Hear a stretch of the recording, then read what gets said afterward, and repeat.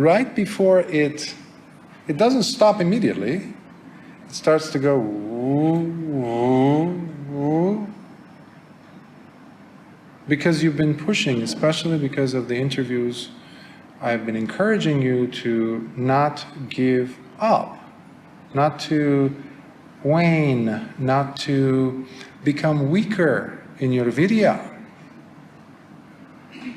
So it's a skill, because your mind has convinced your body, hey, we will be doing this for 10 days, actually about 9. So I need your cooperation, I need you to be on top, I need you, and your body says, okay, okay. So some of you are really pushing it, sleeping only a few hours in a 24-hour period. Commendable, yes, but I also encourage you to take those naps, but not to overdo, of course. Easy on the food. Easy on the food, because on retreats, food suddenly anything consumable becomes the biggest entertainment. You start going and looking, oh, what's that? What's that? Oh, that's new. It wasn't there this morning. How many types of teas do we have? How many types of coffee? All these suddenly become interesting, when you would not even bother to look at. Just like when you're doing walking meditation, you see a scratch or a dot on the ground or on the wall. Suddenly it becomes very interesting. And now, your mind says, oh, I'm nearing the finish line. So I can let go. I can reduce the energy. My intensity of drive, my chanda, the desire, is now, it's okay. I have proven myself, I can do this for 5, 6, 7 days. So it's time for me to rest. If you ever think of an athlete, for some reason the one that comes to mind right now is an athlete like a swimmer, Michael Phelps, from what I remember, from the Olympic Games, recent ones, Summer Olympic Games, and he won so many awards, medals, but that's not the point. The point is, I would always pay attention the last lap when they swim. It all is, yes, dependent on the last few meters, but they're also dependent on every single stroke that they have done previously, of course. But the real push happens during those last 5 or 10 meters, even the last few inches. So you need to muster up the courage not to give up, not to relinquish this beautiful drive that I've been seeing in every single one of you.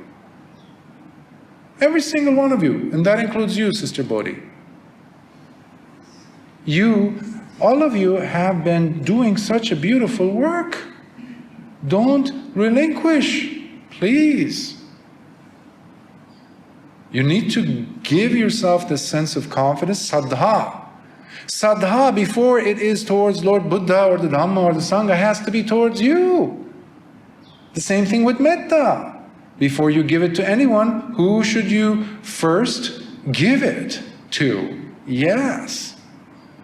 That's why I say again and again in the book, also in every talk about metta, first you need to make sure you have money in your pocket before you reach in and give it to someone who needs it.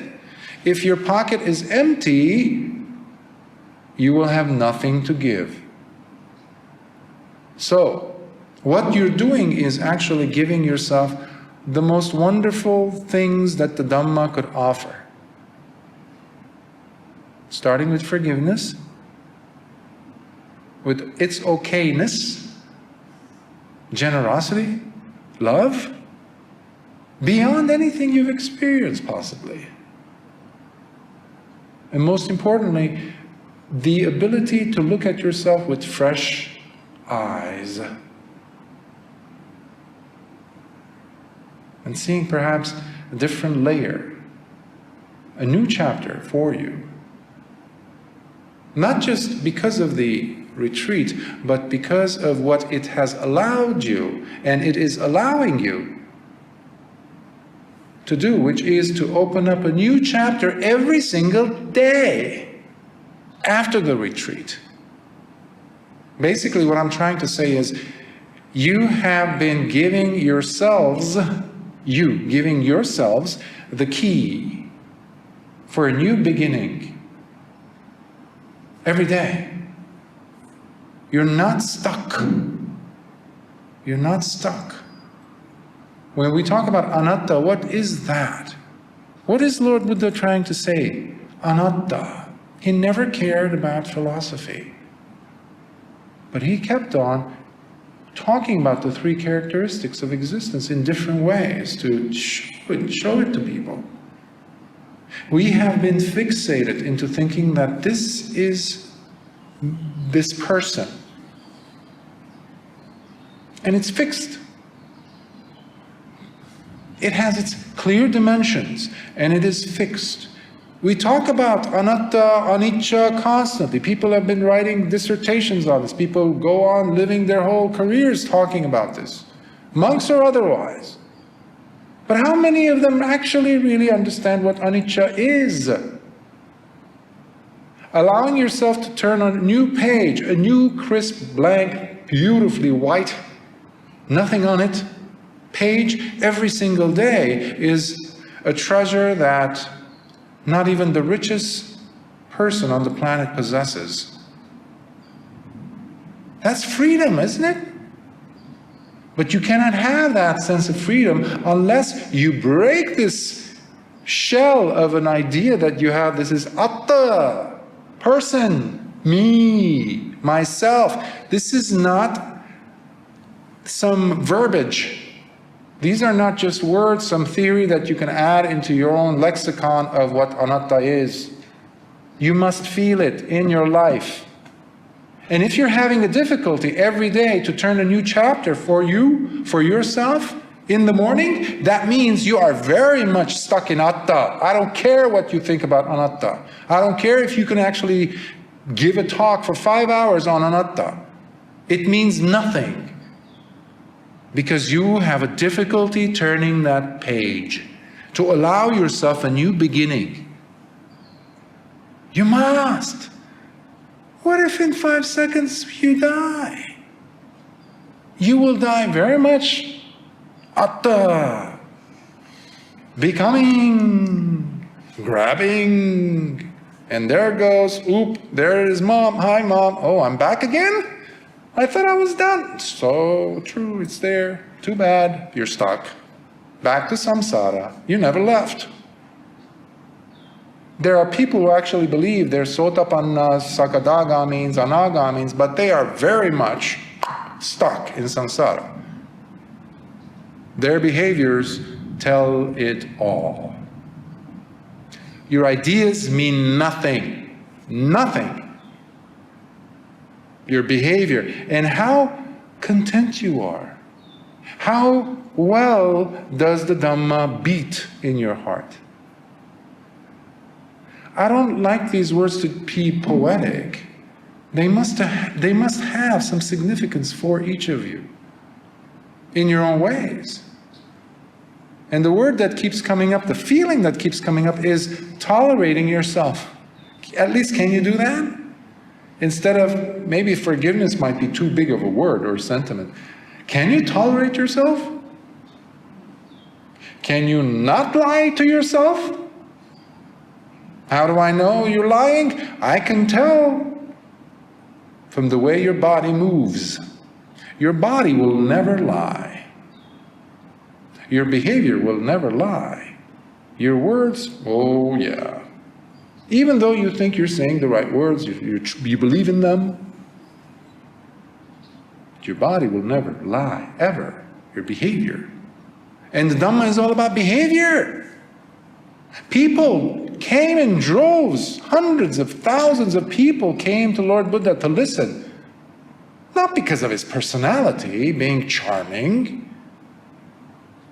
They came because they saw a different behavior than all the other so-called religious people in India. And India was full of them. To this day, you could see people. The qualities dropped tremendously, of course. They came because not only Lord Buddha's behavior. Yesterday you asked me about, did Lord Buddha have his hair in the same way as it's depicted in statues and paintings? And I said, no. Whatever he expected from his bhikkhus, he was the first to demonstrate that, to live it. Whatever lifestyle he gave us, me, bhikkhus, he lived it every day until he died. That means that whatever behavioral changes that had occurred in Lord Buddha had also occurred in his students. Every time they went to Pindapada, every time they came in to ask questions, they were seeing, they were observing as lay peoples. You know this. I was a layperson most of my life. I know this. You're always observing. You're always observing the religious characters, people who are in a position of authority. People constantly talk. They look at behaviors. Everyone knows this. Words don't mean anything. Behavior does. Action does. And here you are demonstrating such beautiful actions every single day with mind, speech, and body. Please maintain that and don't let it go down. I know it's starting to go down a little bit. Maybe a lot with some. Just pull it back, lift it up. It's like, you don't want to do a nosedive before you reach the airport. Okay?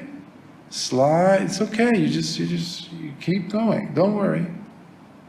I'll ease you in, don't worry. Give it your best. Don't try, do. Put the energy, and always be curious. I wonder what's waiting behind this extra minute that I could sit. And my mind is saying, hell no, I'm done. I'm done. It's okay. Can I sit for 1 minute more? Just one. I mean, what's 1 minute between you and I? This is you talking with your mind. Sometimes it helps. If you're going to be awakened, it will be with the help of your mind, you know. So sometimes you need to sit down and converse with the mind, convincing it that this is not just for you, separate from the mind, it will be for you thanks to the mind. After all, what is this thing that's going to become awakened?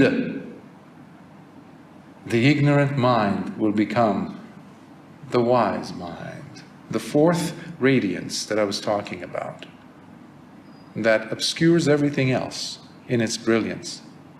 The wisdom. Whose wisdom? What wisdom? The mind. So this is with the help of the mind. So when you're dealing with the hindrances, you're not fighting with the mind. We're not fighting with the hindrances in the mind that might seem like it is working against you. Far from it. With the help, assistance, collaboration of the mind. So it's your attitude. It's your attitude that needs to be rechecked. Tiny little tweaks, that's all. Tweaks. Can you do that? So please don't relinquish. Don't give up. And as I was saying, I know tonight is not the final night of the retreat, but it's good to know, again, I mentioned this to a few of you, I think, how to maintain the level that you're on right now. The least you could do, as far as sitting goes, is to have a daily sitting of one stretch of 1 hour. That is still somewhat conservative. All right? So, but to be quite generous and to make sure that you're going to keep growing, because you're not going to be growing only in an intensive retreat like this. I'm not a believer in that. You can actually grow beyond the retreat in your daily lives. While you're at your job, while you're driving, going to work, dealing with people, dealing with difficult people. So I need you to get that idea out of your mind. That, this is it, so I'm not, this is the best that could happen, so from now on it's just downhill as far as progress goes. No. You put an extra hour on top of that hour in a day, genuine effort, you will continue to grow and progress. So whose responsibility is that? But it needs to be genuine effort. It needs to be honest. You need to be softer, forgiving of yourself. And you need to be always, whatever it is, ideas and things that you have developed, be able to walk away from that immediately. Because hey, if it was truly wise in nature, if it's truly Dhamma, you walking away from it won't mean anything. Because if it's true Dhamma, it's already transformed your heart, your mind. You don't have to carry anything. The heart of the Arahant is always empty, all day, all night. That's from Ajahn Mahabua himself. The heart of the Arahant is always empty. Doesn't carry a thing. That is why they're so light. They're so light. So become light. These are important, and these are enhancing legacies for the Dhamma Sasana, Buddha Sasana. And we have to take care of them more than our loved ones. The Dhamma. We have to take care of it. Because of what it means. This is not just some teaching. This is everything. Especially now. It heals, it's medicine. Your most beloved loved one, if they get sick, if they have some issues, one day you might not be there, but the Dhamma will. If they have the necessary karmic bonds or connections or intentions, they would benefit from it. Even when you're long gone and no one remembers you. The Dhamma is so precious. It's the most valuable thing for those who know its value. For the rest, that's not our concern. Our point is to make it available for whomever has little dust in their eyes. As Brahma Sahampati encouraged Lord Buddha to teach. And he was so successful in convincing him. Just with that phrase, Bhante, please, please, Lord, teach the Dhamma. Open the gates to the deathless. For there are those with little dust in their eyes who will listen. And Lord Buddha scanned the universe at that moment to see if that was the case. And he saw a lot of people with thick layers, cakes of dust in their eyes, for whom the Dhamma was not going to be possible. But then he also saw those with little dust in their eyes, who just need some shaking, some to get them out. So the Dhamma is for them. And in case you're wondering, I'm standing by what I guaranteed you with yesterday. Meaning, the very fact that you're here tells me very clearly that if not in this life, then definitely in future lives, you will be most certainly anchored on that chanda to become an arahant. Which is such a beautiful, but such a rare thing in the world. We just need about 1 million people on this planet to save it. Climate change, all that nonsense. Everything. It's not just that. It's people's lack of sila that's killing the planet. That's why it's a nonsense. They're going about it the wrong way. Nobody's talking about sila. That's the problem. That's the problem. So if we just have 1 million practitioners on a planet that has almost 8 billion, the whole thing will become a paradise. Despite the fact that the majority are not like that. So, always, always, make sure you do not underestimate what it is that you are experiencing and learning. All right? So, tonight's sutta is Vibhanga Sutta. Sometimes Vibhanga is translated as exposition. I like to call it explanation. We don't need to use words that people go, huh? You know, I like to use words that are more relatable, and it has another name too, Jati Pachaya Sutta. But it's usually recognized as Vibhanga Sutta.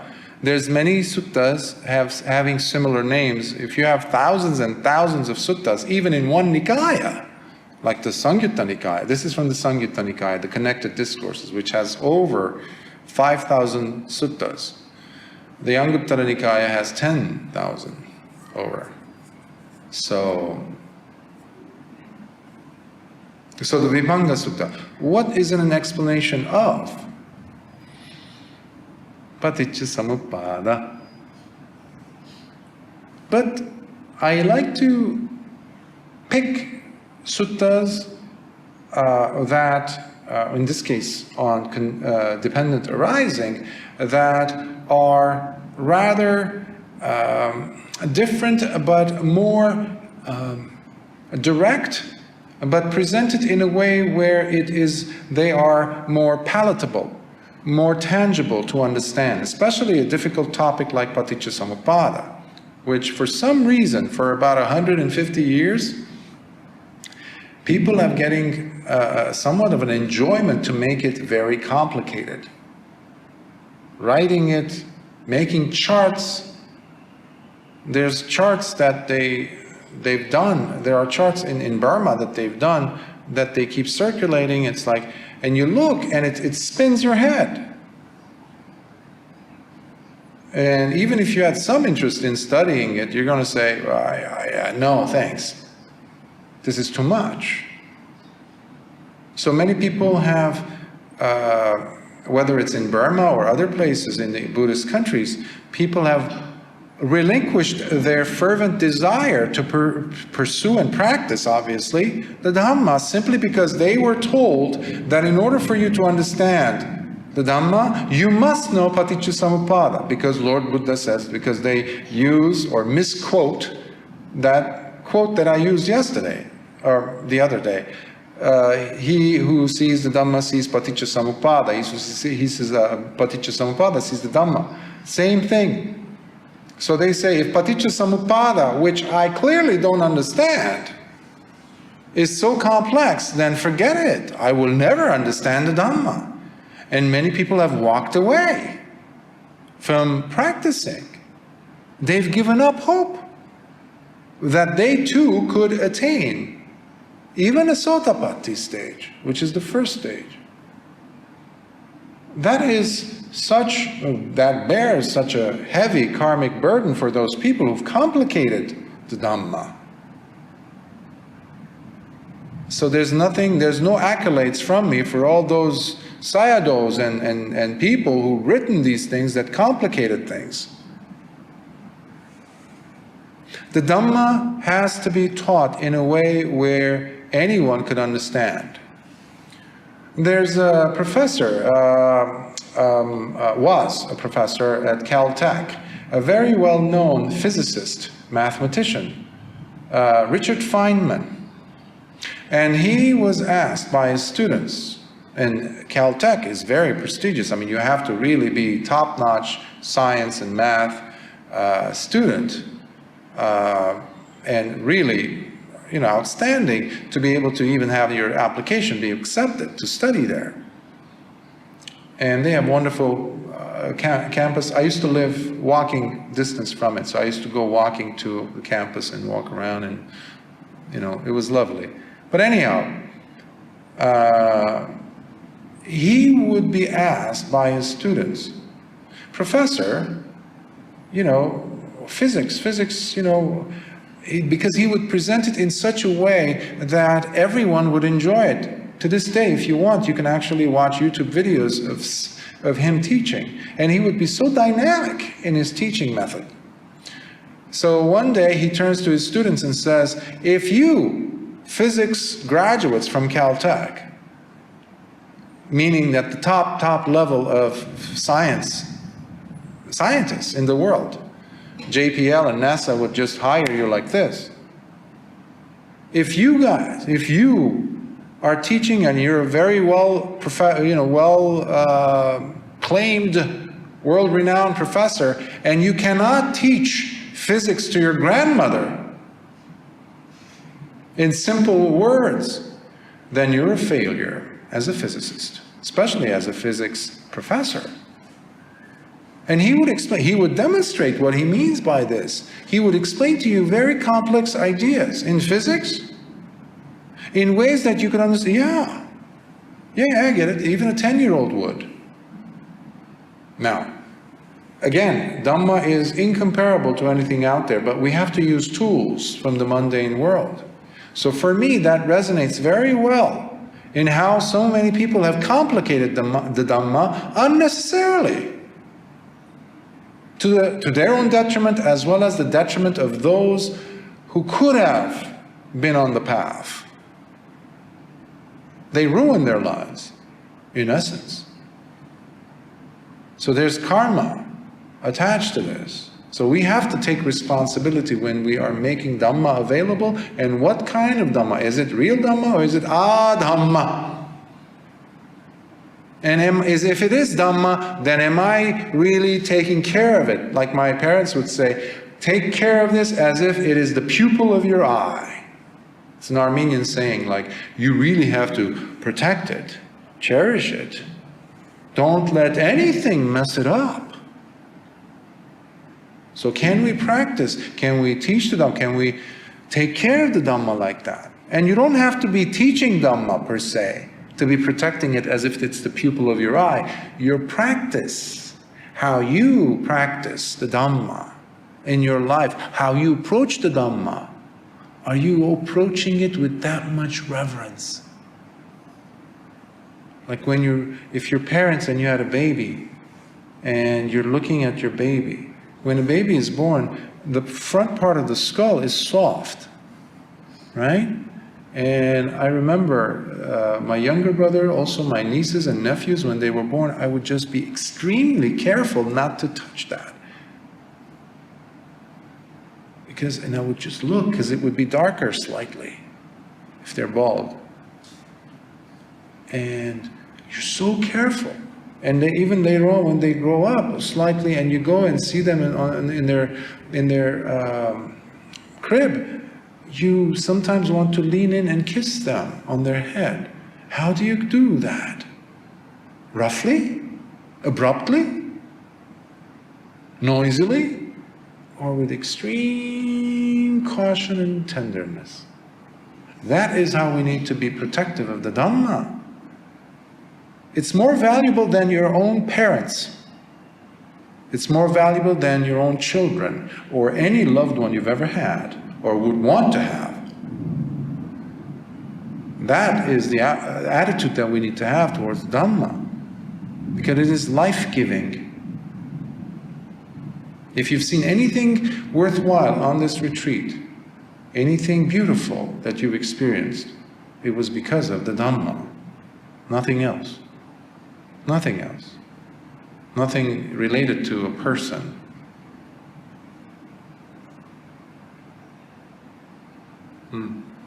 So today's sutta is sutta number from the Samyutta Nikaya, 12.2.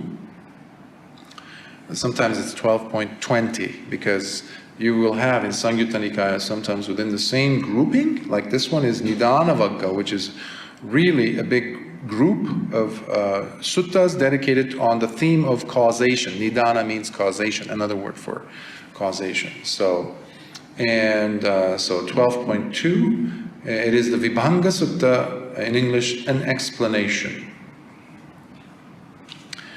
And you need to understand that whether a Buddha or Buddhas or Tathagatas arise in the world or not, the Paticca Samuppada principle will always be there, unchanged. Just like the Dhamma.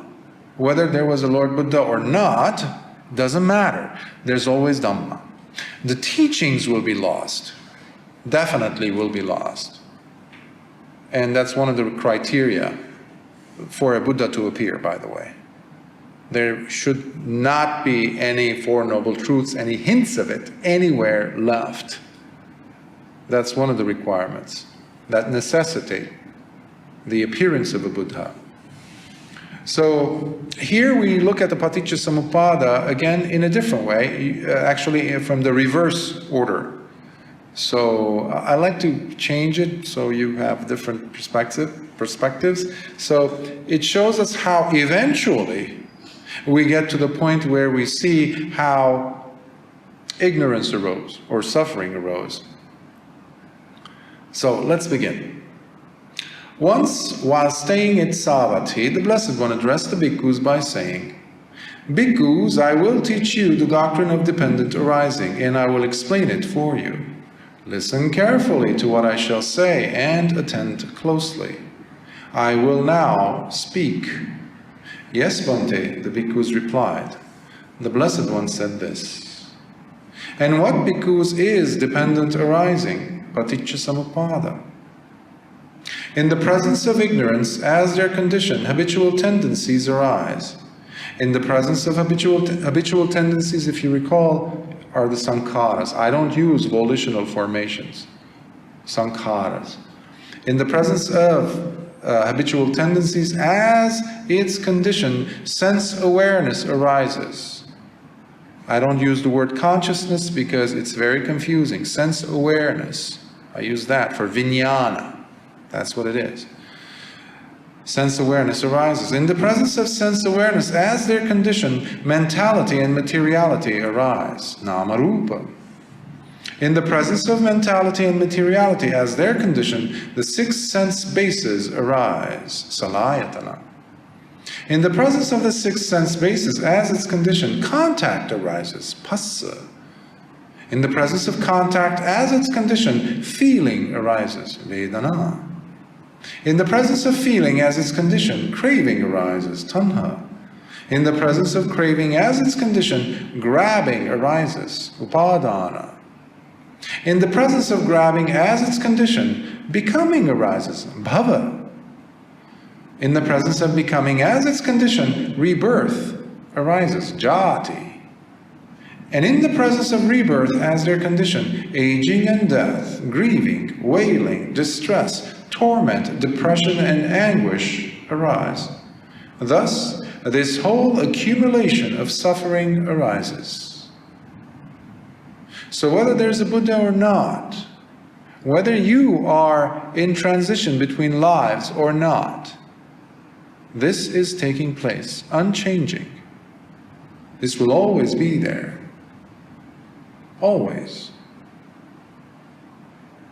So here we see a complete, albeit a simpler, model of the dependent arising teaching that shows us in a very comprehensive and applicable way the principle of the 12 links, showing us that they are conditionally arisen, conditionally, which means that they are impermanent. Impermanent. And because of that fact, are all what? Dukkha. Anything that is impermanent will not be sukha, ultimately. It is always dukkha. Always. And what exactly, bhikkhus, is aging and death? Jara marana. So he's starting from aging and death. The aging of all beings in the various realms of existence, their growing old, the erosion of teeth, grayness of hair, wrinkling of skin, decline in vitality, the body becoming decrepit with the burden of years, degeneration of the faculties, all this is called aging. This does not necessarily have to do with age per se. If you remember some years ago, almost 15 or 20 years ago, there was a big announcement that an actor that was well known around the world, Michael J. Fox in America, suddenly he developed a disease, Parkinson's, right? So, and he's been fighting it. That's the interesting part. They fight the disease, fighting aging. And today, science is working day and night, and there's plenty of idiots with big and deep pockets who are funding such research so that they can extend it.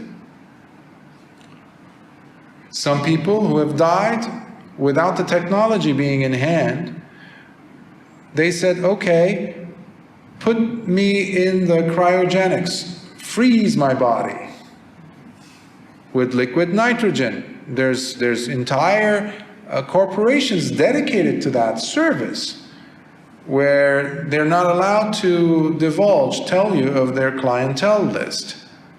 Many of them are billionaires who've died, with the hope that one day there will be the science to bring them back to life. This is one outstanding level of wrong view, that even in their past, in them being dead, they have somehow managed to maintain wrong view in this body, which they no longer occupy, which they've moved on from, by the way. There's no way they're going to be coming back to this one, because they've already inhabited who knows how many different bodies since then. If they landed as a fruit fly, good luck. You live about 3 hours or something. So, the ridiculousness of the human intellect, because there's no sila. There's no sila. You have a lot of individuals today with many PhDs. Means nothing. Education means nothing if the person doesn't have right view. They're talking nonsense in most of the universities these days. And you look at the quality of sila, virtue, it's non-existent. And many good professors are trying to stand up, but they are being hushed. They are being punished, blacklisted, kicked out of their retirement plans, or forced into retirement. So the whole educational system is in shambles around the world, in the West especially. And in Asia, everybody for the last 50 years at least has been looking at the West as their guide and for higher learning, their methods, the pedagogy, all these things. It's not the best role model, because it's lacking sila these days. Where it's going, it doesn't have the welfare of humanity and the planet in mind. They're going to the edge of a cliff, and it's a cliff. It doesn't have a bridge. It's a cliff. It's a bridgeless cliff. That's where we're all headed, the way things are going. Because people are not looking at true wise teachings out there. Mediocrity has become the big thing now. And here, not enough people are actually, interested in Buddhism, are truly looking at the Paticcasamuppada in a realistic way, in a relatable way. That's why retreats are so important, and that's why I try to have Paticcasamuppada on retreats several times, if I can. To put it in there so you can have something that you can compare and see and understand and develop some depth of understanding. So, when we have pain, it's not just the pain that is causing us the suffering. The pain itself is not the real cause. But we get fixated on the pain. We look at the pain. We say, that's the source of my pain. This is my suffering. This point in time and space is my source. But we completely neglect to consider all the other chain of events, causal factors, contextual elements that have come, and all that it entails to bring this about. The very process of change is painful, Lord Buddha is saying, with impermanence.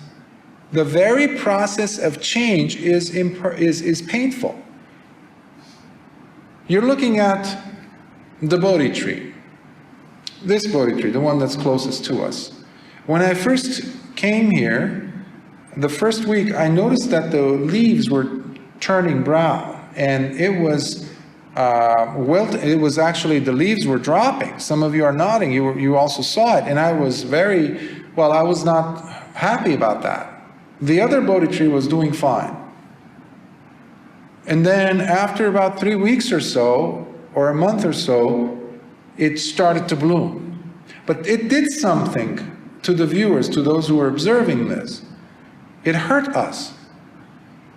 You don't want the tree to die, especially Bodhi tree, come on. So you try to give it love, and that helped it to grow. I use an espresso machine, so I would go ahead and dump some espresso, some coffee remains, because coffee, my grandmother taught me that coffee really helps plants. So I would just go and toss it in there, hoping that the rain would come and get it to the roots. I don't know if that helps, but I know that the metta from people helped it a lot. But what did that do? You look at a beautiful tree, so therefore it has leaves, this and that, it's providing shade for people and animals, it gives fruits if it's a fruit tree. And then what happens when the seasons change? You go, oh, what happened? Is it dead? Especially when you're a child. But it's going through that process of change. When someone gets sick, or even worse, when they're starting to die. What is that doing? The moment that you connect with someone, I was mentioning this I think yesterday, when you find that person that you always wanted to find in your life, that person who, your mate, your something, or you're like, oh, this is it, this is the gift that the universe gave me, this is my partner. The moment that is official in your head and theirs, there is the seed of fear planted. Because you're now afraid, oh my, I don't want them to slip away.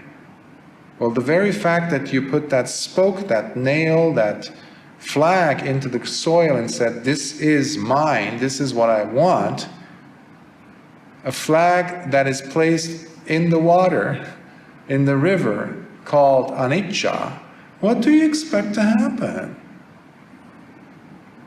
So you're expecting the permanent within impermanence. That's one of the basis of a Puthujjana's thinking, Lord Buddha says. Looking for the permanent in impermanence. It doesn't work. Whether, I just gave an example of a relationship with a significant other. It could be your job. It could be your ideal home, the ideal car. My brother-in-law, years ago, I remember, he still does adore his cars, and he would always save money and buy a car that's really fancy, this and that. And I shake my head. Like for me, it's always been, when I had a car, like it takes me from point A to point B, end of story. And sometimes I would wait for the seasons to change so that I don't have to go and wash the car. The rain would wash it. That's how I would, be, but that's probably extreme for some people. So he would wash it almost every 2-3 days. And he would get up in the morning, check from his porch to see if the car is there, and he would just stand there, just, probably having papanchas. And one day, he wakes up, and someone had stolen it. He was devastated, you can imagine. You couldn't talk to him for about 3 weeks. He was crying, he was upset. I mean, I didn't go and poke fun at him. It's just like, I couldn't, but I just felt sad for him, not because he lost the car, but because of the connection and the relationship he had built around this thing. But whether it's a car or a human being, it really doesn't make a difference when you think of it in those terms. Because things keep changing, not just in the world around us, but in us. In us. Today your body is extremely healthy, let's say. Tomorrow it could be extremely sick.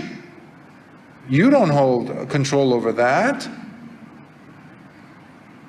So be very grateful that things are going okay for you.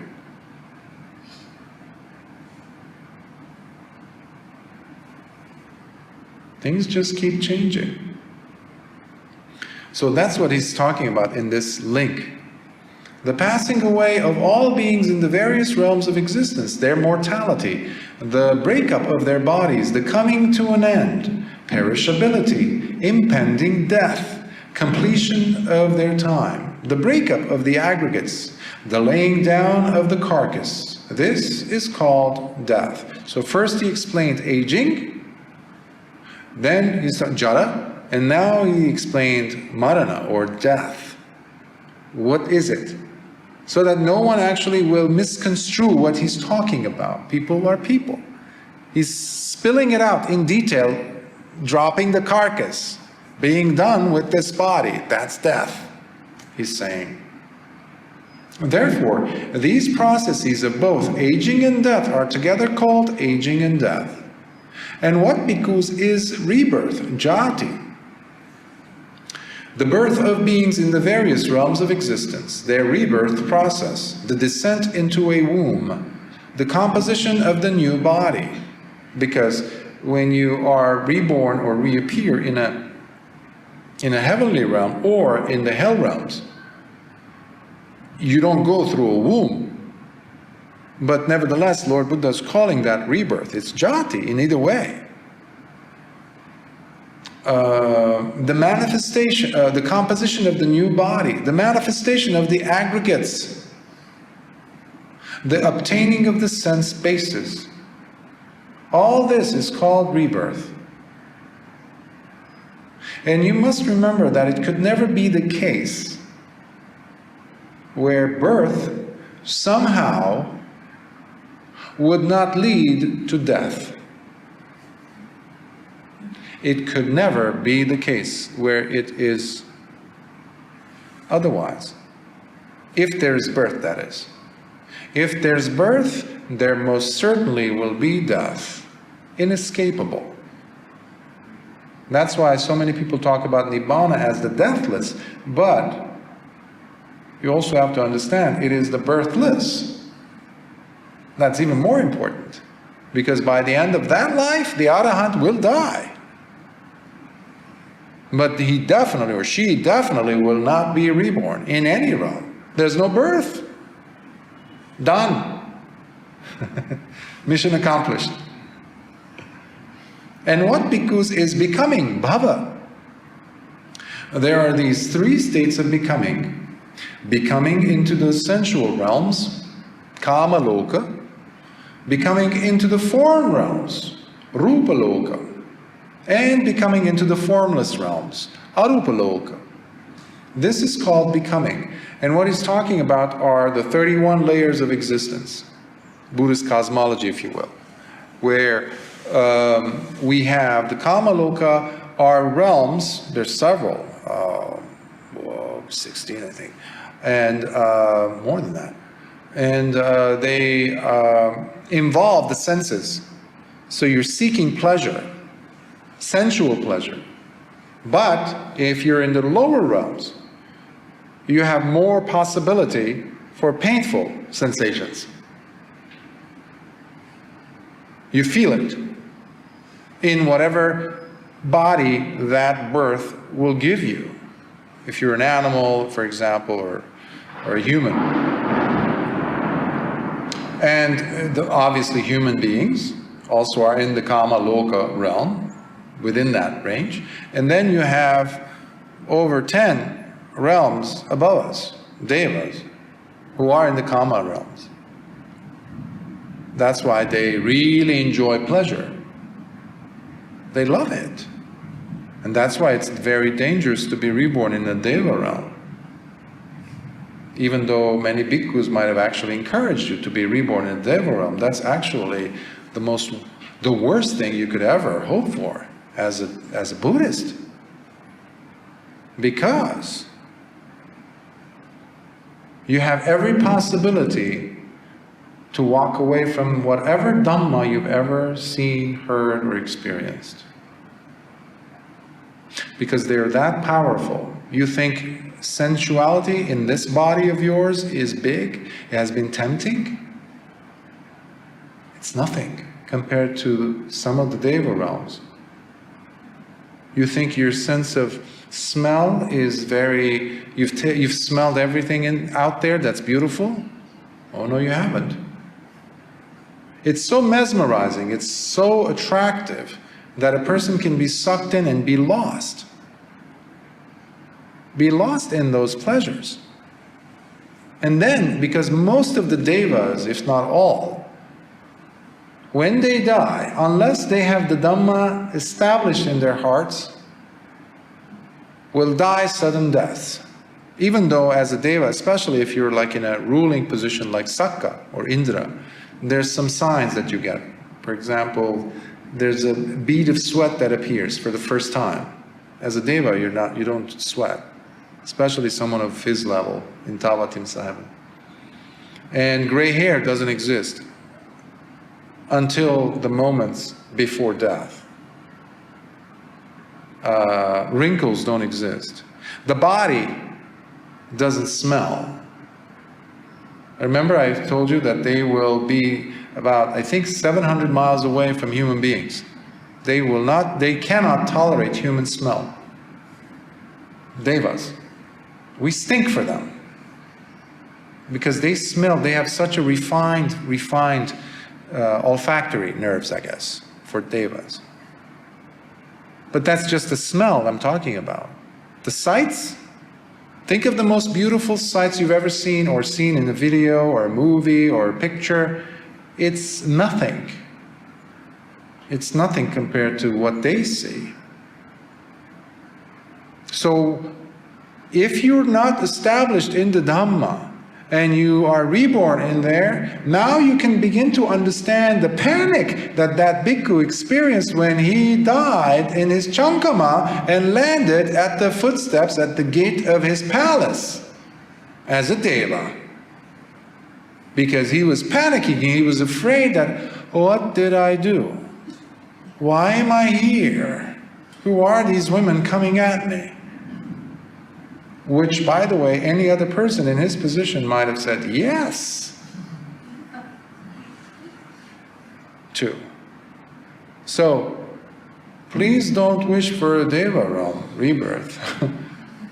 If it is, may that be the pure abodes, which is the different realms, about 5 of them, where only anagamins can be reborn into, but the guarantee is that you will not leave without becoming an arahant. Possibly become an arahant at landing, or during your lifespan there. But in order for you to enter that, you need a special visa. It's called anagami, which means you must have dropped your 5 lower fetters. Simple, right? But even as a deva, if you have no other option and you're being reborn there, make sure that the Dhamma is in your heart. Make the wish. If you know that you haven't reached that stage yet, make a strong wish at that moment to find the Dhamma wherever you land. That is when people come and say, oh, Bhante so-and-so died, could you say a blessing? I will never say, and may she, may he attain Nibbana, when I know the person rarely came to the temple, rarely read a sutta. My wish, my intention, rather, would be to extend that thought towards this person so that they might be jolted somehow to use any good punya or merits that they might have accumulated from different lifespans and work that to funnel that towards being reborn at a time period, at a place where there is Dhamma available. And especially to have the intention to pursue the Dhamma. That is the best wish, prayer, if you will, even though we don't have prayers as such in the Dhamma, in Buddhism. That is the best thing that could be done for people who are dying. But especially before they die. To talk to them about the 5 precepts. To encourage them to remember them keeping the 5 precepts. Remember, Mom, when this happened and you didn't allow us to kill the spider or to do this, and you said, no, why are you doing it? Take the spider in the cup, take it outside. That was so beautiful, Mom. What did you just do? You just encouraged her to practice Panatipata Veramani Sikkhapadam Samadhi. There's so much you could do. So much you could do. He's not in a hopeless situation, helpless. No. Even when they are in transit or they're in a coma, seemingly unconscious, I keep telling people they're 9 times more sensitive than you are right now in conscious state of different vibes and frequencies and thoughts of people and emotions. That's why you never think bad thoughts around them. Even when they're just died, you always think about positive things. Radiate metta. Laugh with them. Tell jokes. But never talk about negative interactions. Oh, so-and-so, Mom, do you remember when you had that fight with Aunt so-and-so? You never do that. Oh, your brother, he didn't want to come because he's still mad at you. You never say stuff like that. Always positive. To put them in a positive state of mind, because any kind of a negative thought or feeling will be a push towards the lower realms. Remember that. Because they will be pushed towards a negative state of feeling. And you know how feelings are important. Metta is a powerful tool. It changes you. That's why I've been teaching it for over a decade. Just that. Instead of any other thing. Because it's so powerful, it's fast. Faster than anything I know, and I've practiced a lot of techniques. This is it. But don't, you are your own proof to validate that if it's true or not. I don't have to say a thing. So, generating that, it's so important. Don't think like, yes, it is, the Paticca Samuppada is there, whether the Tathagatas or the Buddhas appear or not. Yes. But you are not helpless. You can do things with your approach, especially when you have people around you who are suffering. Okay? So be positive. If you have people around you or family members who are sick, if they're negative attitude, the thing is, I was going to say the good thing is, but the thing is they're going to die. Every one of us is going to die. So might as well make their exit pleasant. Enough so that you might even affect a person's rebirth state. Imagine if a person was about to go to the Peta realm, hungry ghost realm, spirit realm, but because of your involvement, suddenly they end up in the Tavatimsa heaven.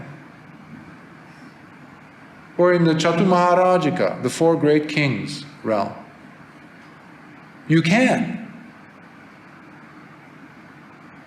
And by the way, I know one of you actually asked this question once before, a few months ago, if you remember. What if you become a Sotapanna? Or any of the noble disciple levels? Would that affect parents? And the answer is yes. Because of them you're alive. Because of them you actually came to the Dhamma. And because of them you were able to practice. And you were able to attain the noble status. Whatever realm they are, if they are in the lower realm, guess what?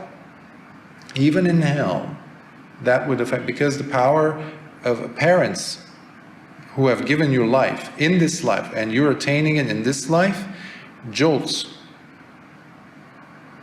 If you have still some balance to pay up in the hell realms or animal realms, it's just paid. Or it gets shorter if it's really nasty things that you've done in the hell realm. And suddenly, even if you're a deva, by then, you become more radiant because your child became a sotapanna. And beings will come and ask you, why are you more radiant than us, other devas? And you will not know. I mean, the parent will not know necessarily, unless they come across a wise deva who knows a few things, and they will encourage them, and they will hopefully encourage them to go and practice the Dhamma. Because that will fade. That will fade once you die.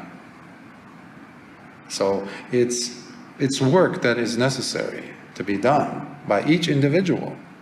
So even as a parent, yes, there is some benefit, but they have to do the work so that they too become a sotapanna. They can't take credit for it too long.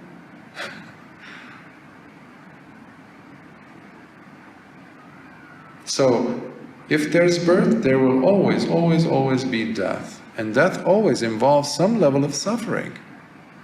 There's no, whether you're rich, you're poor, you're this or that, it hurts. Even if you're a deva, it hurts to lose someone.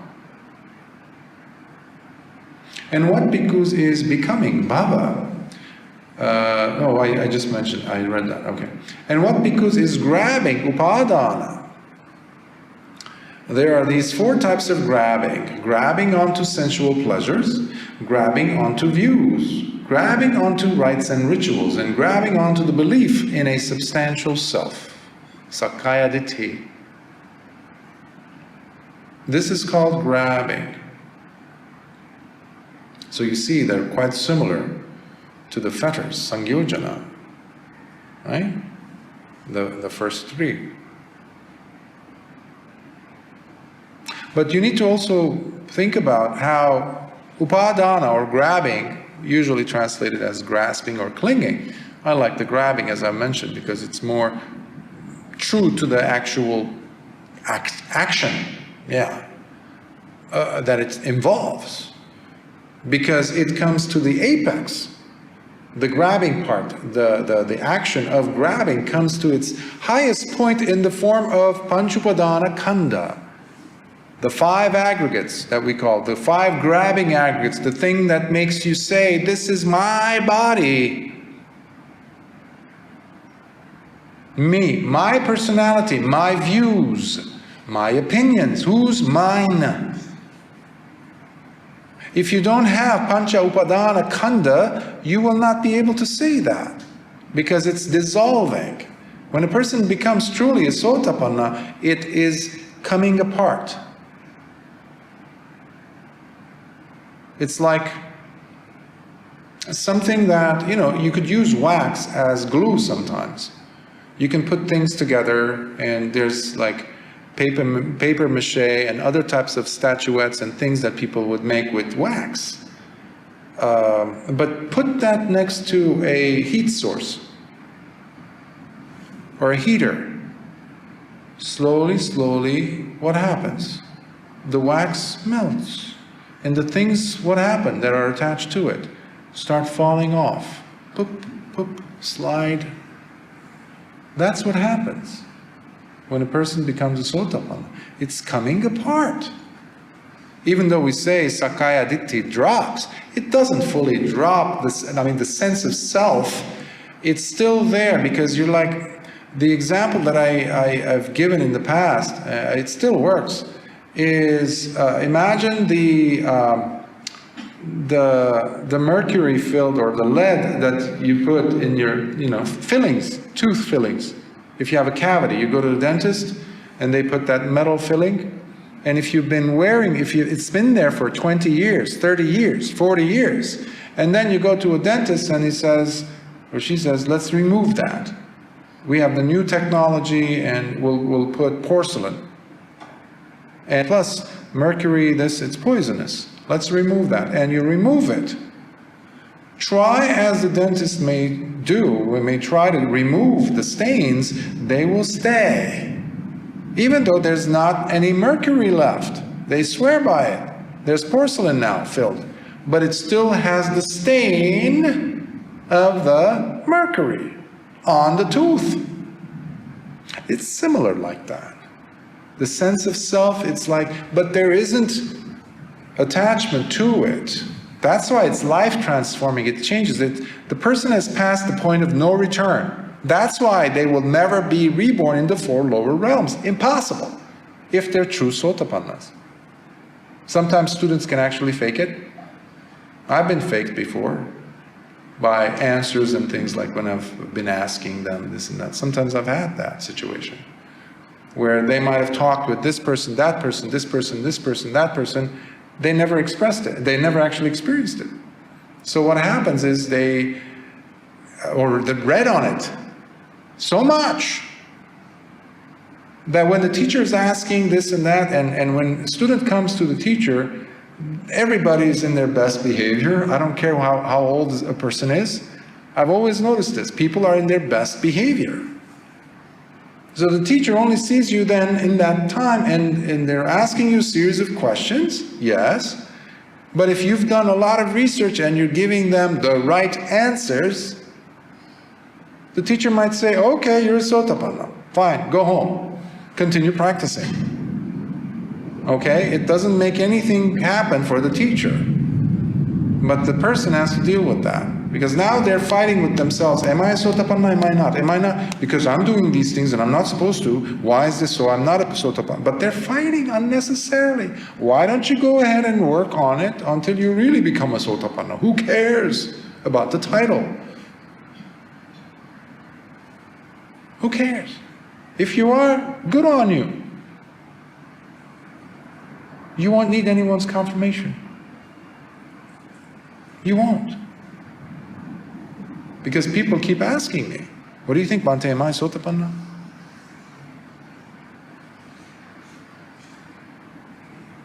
That's what I do. I'm speechless, literally. So, Pancha Upadana Khanda is, think of it, I once did a video, it's kind of old now. I was in Big Sur and sequoia trees and all that, and redwoods.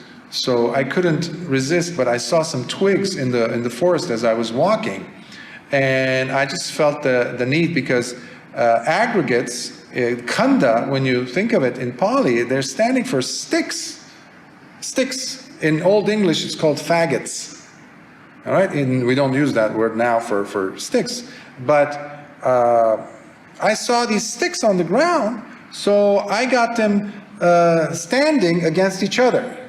They were crooked, they weren't straight, so I was spending time to actually get them to stand, and lo and behold, they backed each other up and they were standing together. That is Pancha Upadana Khanda. That's how Lord Buddha would explain it too. You remove one, and it's starting to dissolve, like the wax next to the heater. Because they're impermanent. What we think it is looking for the permanent in the impermanent. Well, when was the last time that you experienced Vedana being permanent? Has Vedana ever proved itself to be just that? Only painful? Only pleasurable? Only neutral? No. How about sannyas? Have they ever proven to you that they are permanent? You're always having new sannyas. Memories come, go, come, go, come, go. Where did that come from? I never thought of that, Bhante. You see that in meditation, right? Is that permanent or impermanent? Khandha is the same way. I mean, the sankhara is the same way. Always. So you see, consciousness is all, that's a perfect example. Ear consciousness, nose consciousness, eye consciousness. See? Ear consciousness. Changing. So is that permanent or impermanent? So all of these, we bundle them up and call them permanent me. We call it kaya, a body. We call it this is me. It's not.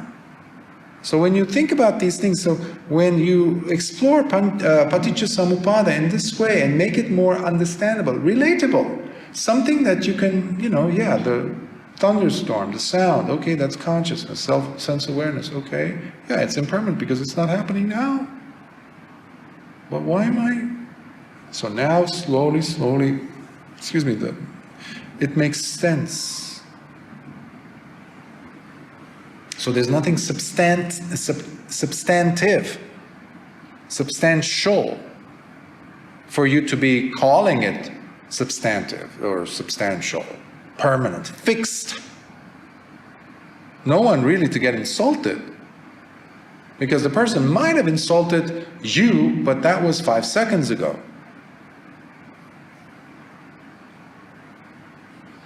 I was shocked when one of my professors, when I was studying still at the university, he said, "How long do you guys think anger lasts?"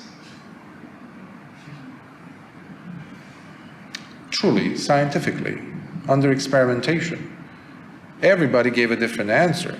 Some said 10 seconds, another one said 10 years, another person said 1 minute. He said, prepare yourself for a shocker. 1/400th of a second. That means you take a second and you cut it into 400 pieces. One of those pieces is how long the anger lasts. Bahya, when seeing, just see. Lord Buddha knew about that 2,600 years ago. Gives it a different spin, doesn't it? The things that we really take seriously. Not just anger, the way you taste something delicious, that you think it's delicious. Oh, but you have to regurgitate that, you have to chew on it, re-chew on it so that you can bring it back to mind. Or you're eating pizza, let's say. The taste, okay, now it's gone. You have, I think, about 4,000 or 5,000 different sensors, taste buds, I think, on your tongue. I think that's how many, unless it's more. So basically, that's a lot. But now they don't have an object. But the brain does. The mind does.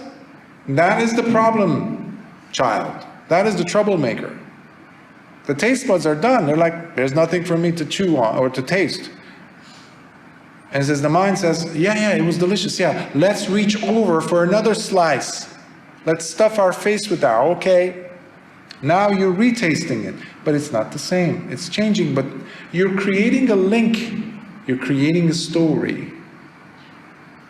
You see, you're trying to create what? Permanency in impermanence. Does it make sense what this whole business of atta and anatta is? It's nothing philosophical. You don't have to go and study and get a PhD for it. No, you don't. It's not complex. It doesn't have to be. You're experiencing it every day of your life.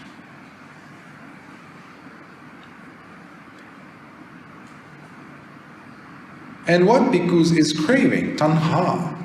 There are these 6 types of craving. Craving for forms, craving for sounds, craving for odors, craving for tastes, craving for tactile objects, craving for mental phenomena. This is called craving. So you see, you have 6 sense doors, and they're directly connected. Now, he's breaking it into that, like into pieces, yes. you've often seen craving or tanha being represented as just craving. Lord Buddha described craving as just one in some suttas, in some teachings. But he's now describing it in 6. Why? Because they correspond with the 6 sense doors. Makes sense. Same with the consciousnesses. 6 senses. If you're going to have craving, well, you need contact for craving to happen. Before that, you need feeling. Before it turns into craving, right? So, craving comes from the feeling, which came from contact. Which came from what? The 6 sense doors. So you see, you have to think of it in context. Don't be word worshippers. That's what we have today. People are worshiping the word, the plastic apple, remember from yesterday? Instead of the actual fruit.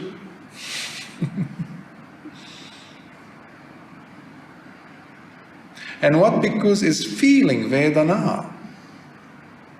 There are these 6 types of feeling. I'll get some water. 6 types of feeling. Feeling that comes up as a result of eye contact. Feeling that comes up as a result of ear contact. Feeling that comes up as a result of nose contact. Feeling that comes up as a result of tongue contact, of body contact, and the feeling that comes up as a result of mind contact. And this is called feeling. Remember, the 5 senses will give you 5 doorways for different types of feelings. 3 each. So Lord Buddha has described now 6, but other places you multiply 6 by 3, you get 18. So one time Venerable Ananda and a carpenter, who was very well known and he was a very good Dhamma teacher himself, a layman, they got into an argument. Venerable Ananda was insisting that Lord Buddha only talked about 3 kinds of feeling. And the carpenter was saying, Bhante, with all due respect, Lord Buddha described 18. Go back and forth, and they say, you know who's going to solve this riddle, this problem, this issue, is if we go to Lord Buddha, and he says, I thought you would never ask, Bhante. So they go. And Lord Buddha says, you are saying what is correct, and you are also saying what is correct, because in different places I've described feeling as 3, as 18, and it multiplies, it goes in the 100. So we get attached to what we have heard, to what we know. Again, even Venerable Ananda was fixated. Venerable Ananda himself, Arya Savaka, Sotapanna himself, the companion to Lord Buddha, the attendant to Lord Buddha, he was stuck. He was making something permanent out of something impermanent. Who cares if it's 18? Who cares? That's what Lord Buddha is saying, basically. But we love to attach ourselves to things. I know this is to be true. Who cares? Live it, understand it, penetrate it, and attain Nibbana with it. Don't turn it into a medal, a prize that you hang from your neck, just like that sadhu I was talking to you about in India, completely naked, but still wearing the medals that the government of India had given him for work that he had done. Sadhu, completely naked. I saw the picture, I couldn't believe my eyes. With the whole trident and everything, with the hair, you know, dreadlocks. Don't be stuck. It's foolish. And what bhikkhus is contact, phassa.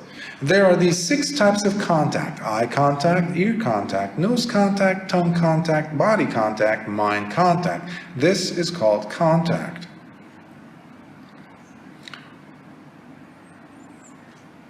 Oftentimes when you're sitting, especially on retreat, on long sits,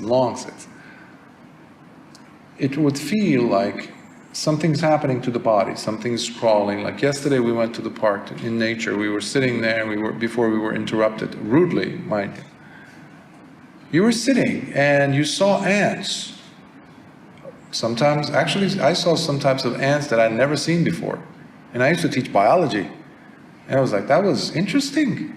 But the other thing was, none of them was crawling on my robes. And based on what I heard from your reports, the feeling was mutual. The experience was rather similar for many of you. But sometimes you might be sitting here, where I've never seen any ants here. But it might feel like there's something crawling on your forehead, on your face. Before you jump into conclusions and reach over and drop your sati, drop your meditation object and reach over and say, I'm going to get rid of the ant, convinced that there is one, by the way, check the mind. The mind is always behind everything. It's like in old, crime mysteries, the butler did it. It was always like that. The butler did it. There was that saying, he's the one who's the killer, in the story, suspense novel. So it's the mind. Always go after the mind first. Because if the ant is moving, guess what? Ants never stay in place. You want to see a restlessness in action? Look at an ant. Restless. So if you're very restless, you might end up being an ant in your next life. Especially if you're not paying attention. So the ant is not going to stay in one place. Be curious and say, okay, fine. If I end up feeling this moving, happening and going across my neck, I'll get an idea that this is not mind-made. This is a real ant. And then when it gets closer to my hand, unless I'm really, if I'm really bothered, then I'll just gently go. But the ant is not interested in my skin, on my skin. It's not going to be there. It's just looking for food, and I have nothing to eat for it. It will go away. But the whole problem is being churned by the manufacturer of sannyas. No one else but the mind. So at that moment you can look at the mind. Observe it, smile at it, say, I know what you're up to, and drop back to your meditation object. That's another way of doing 6R, but you got to do it with relax and smile steps. Okay? As you return back to your meditation object. And what bhikkhus are the 6 sense bases? Salayatana. The eye base, the ear base, the nose base, the tongue base, the body base, and the mind base. These are called the 6 sense bases. Now, seeing that it's listed as 6, you always have to appreciate the salayatana in a wider sense also, meaning they come in dual. They have a dual relationship relationships with their objects. So the eye, in order for it to be an eye, as far as the Dhamma is concerned, it needs to have visual objects, which are the counterpart, its object, right? Forms that are visible. And the eye itself has to be a functioning eye, not just any eye. It could be a dead eye. Somebody's, body dissected and the eye is there. It's dead. Or a blind person's eye that doesn't work. The object is there, perfectly fine, there, radiating light, reflecting light rather. You can't see it. So these two come in pairs. Even though it says eye base, Lord Buddha is not listing the eye base's object, the visual object. So that is included. I put here a segment from another sutta that I love. It's the Maha Sutta, where I've mentioned this sutta before here, actually, on different occasions. It is a conversation that took place. It's a sutta, a discourse, where you have 2 arahants, Venerable Sariputta and Venerable Maha Kotita. And they have their own collection of students, groups of students. So Venerable Maha Kotita one day goes to visit his friend, Venerable Sariputta, and he asks him some questions. And that's the Maha Vedalla Sutta. Chula Vedalla, if you remember, I covered it about 3 weeks ago, 2 weeks ago, with Venerable Dhammadinna and her ex-husband, the Anagami Visakha. That's the Chula Vedalla Sutta, which is a very powerful sutta, as you discovered. So this one is in relation to the 6 senses. So I copy pasted it here so I can mention it because it's relevant. Friend, this is Venerable Sariputta responding in relation to the 6 sense bases and papanchas. I've discussed papanchas before, and you already know, but papanchas are the mental proliferation, the constant spread. It starts with one thought and boom, like wildfire. That's papanchas. When you follow the sanya, sankharas come in, and guess what? You're lost in papancha land. That's why you have to do 6 Rs to pull out, to identify. Whoa, you don't do 6 Rs just with any thought. That would be too restless.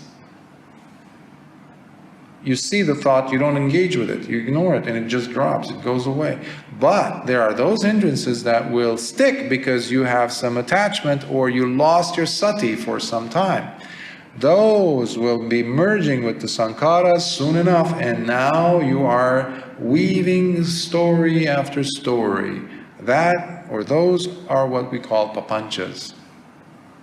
And it's like a jungle thicket. It's so hard to get out of, because you're trying to get rid of one thought, or one papancha, by using another papancha.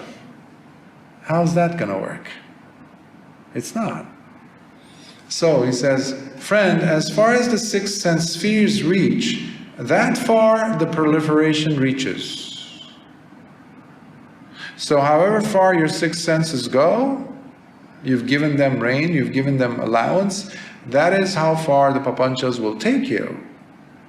Which means limitless, especially when we're including the mind as the 6th sense.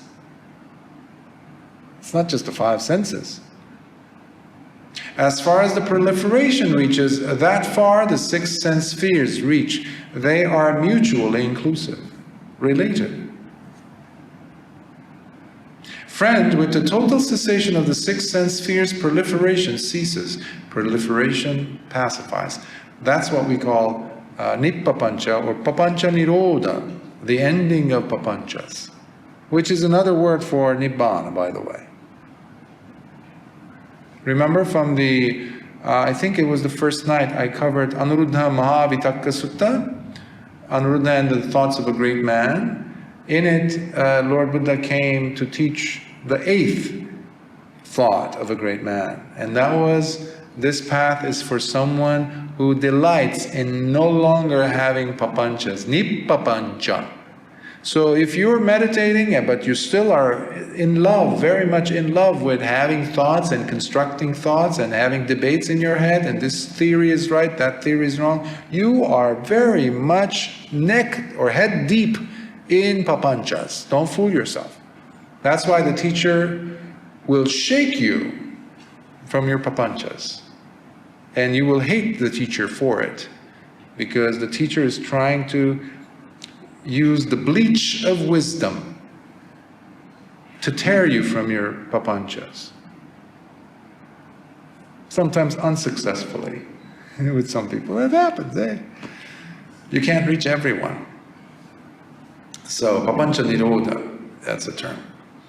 And just to clarify, sometimes people think that, because there's also that, what you inferred from that. So long as basically there are the 6 senses, 6 sense bases, then you will definitely have papanchas. There's that also, that reference. So what needs to happen is the 6 senses must end. Now, that has been misunderstood often. And if you recall from the Chitta Sutta, from the Sangyojana Sutta actually, where Chitta, the layman, took control of a conversation between bhikkhus, mahateras, who were debating as to what is, where is the tanha coming from, the grabbing and the clinging and the craving especially. Was it the thought, was it the object, the object itself, let's say visual object, or is it the I? Which one is to blame? And the Chitta comes in and he says, it's very much like having two oxen. One is white, one is black. And they're tied together with a yoke, with two eyes, right? So one on the one ox, the other on the other ox. One is white, the other one is black. And he asked them, Bhantes, which ox, what do you think is yoking or bonding or fettering, shackling, tying the ox? Is it the black ox tying up the white ox, or the black ox tying up the white ox? And they thought, and they said, of course not. It's the yoke that's tying them together. He says, ah. So in this metaphor, he says, the black ox, think of it as the object, the visual object, and the white ox is the I base. It has nothing to do with it. So the naked picture of this attractive person really is nothing.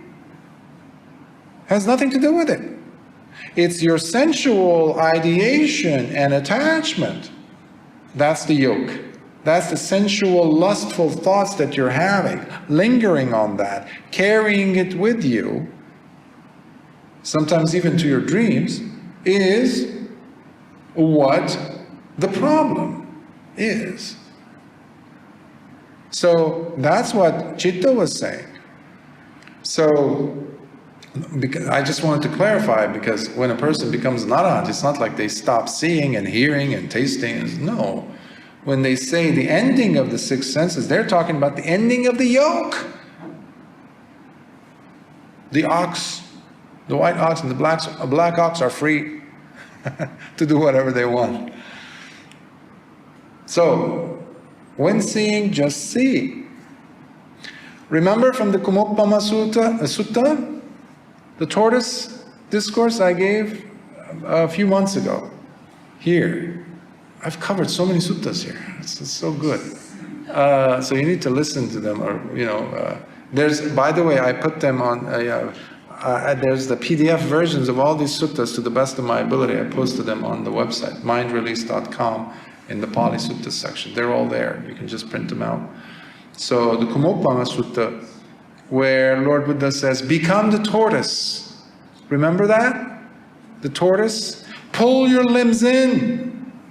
Because the fox or Mara is coming to chew you up, to tear your limbs one at a time. And what is the tortoise's limbs? The six sense bases. The six senses. So watch it, pull them in.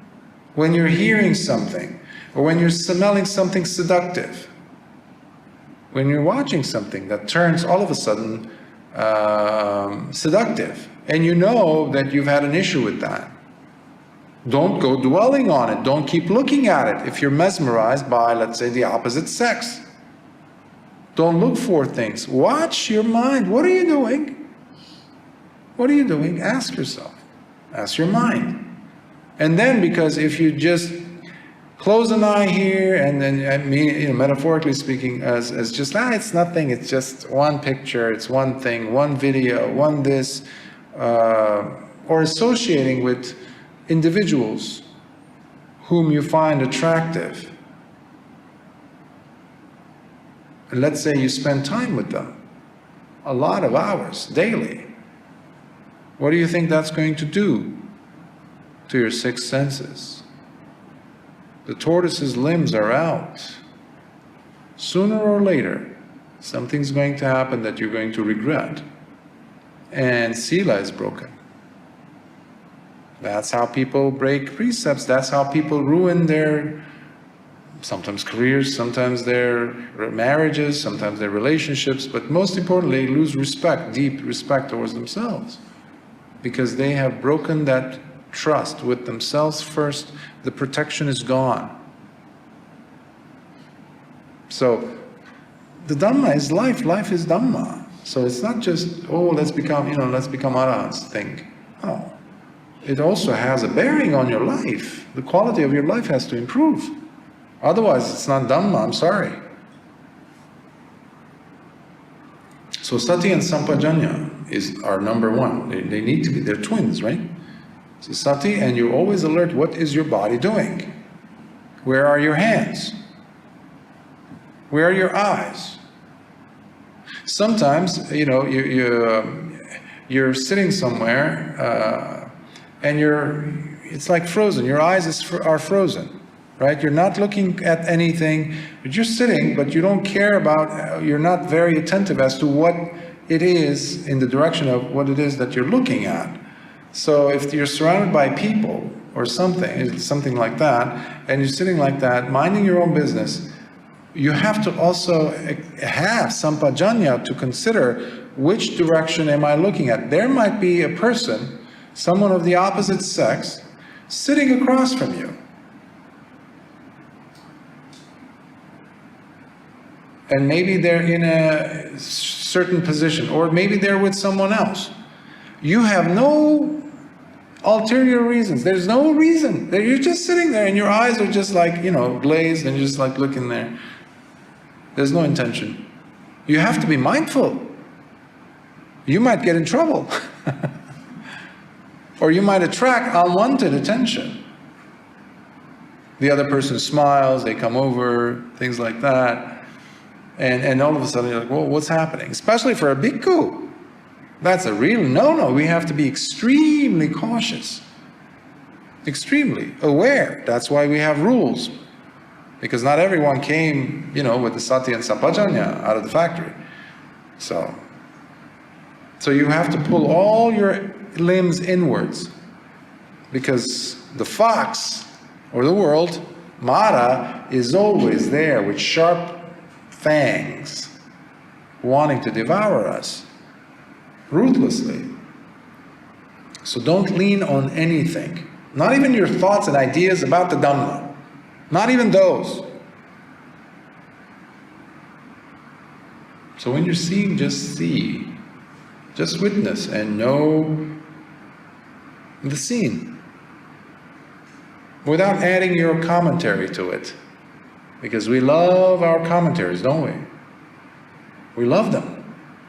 We talk about them to people. And what bhikkhus is mentality, materiality, nama rupa. Feeling, perception, intention, contact, attention. This is called mentality, nama.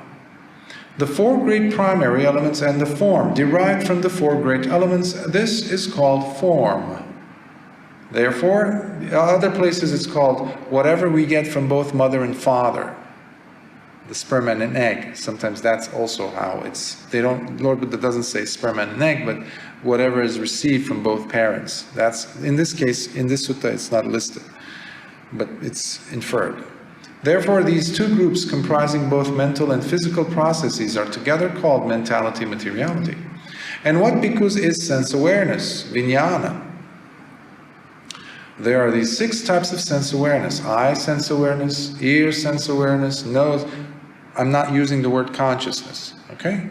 I don't like that word because it's always misleading. Are you conscious? People say that.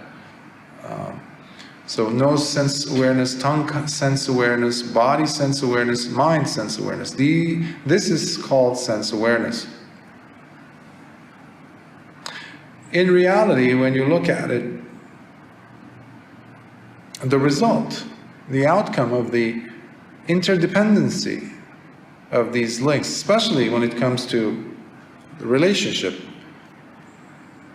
of links, especially in this case, we see how vijnana and nama rupa are very much related.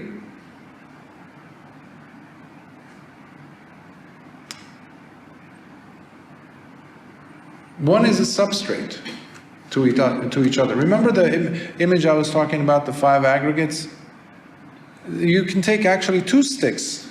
If you position them in a certain way, they lean against each other. And that's one way of looking at Nama Rupa's relationship with Vijnana. You remove one, the other falls. And in fact, in the Mahavedalla Sutta, there's that bit of the conversation where Venerable Sariputta is talking about this. They serve as the ground for there to become Pancha Upadana Khanda that I was talking about. So Upadana needs them both. In fact, these two are necessary for a new life. For a new life. So if one is missing, one of them, Nama, Rupa, or Vijnana is missing, there cannot be either descent into a womb or the baby actually having consciousness, awareness, life. Sometimes you hear about a baby that is stillborn. Sometimes you hear about miscarriage.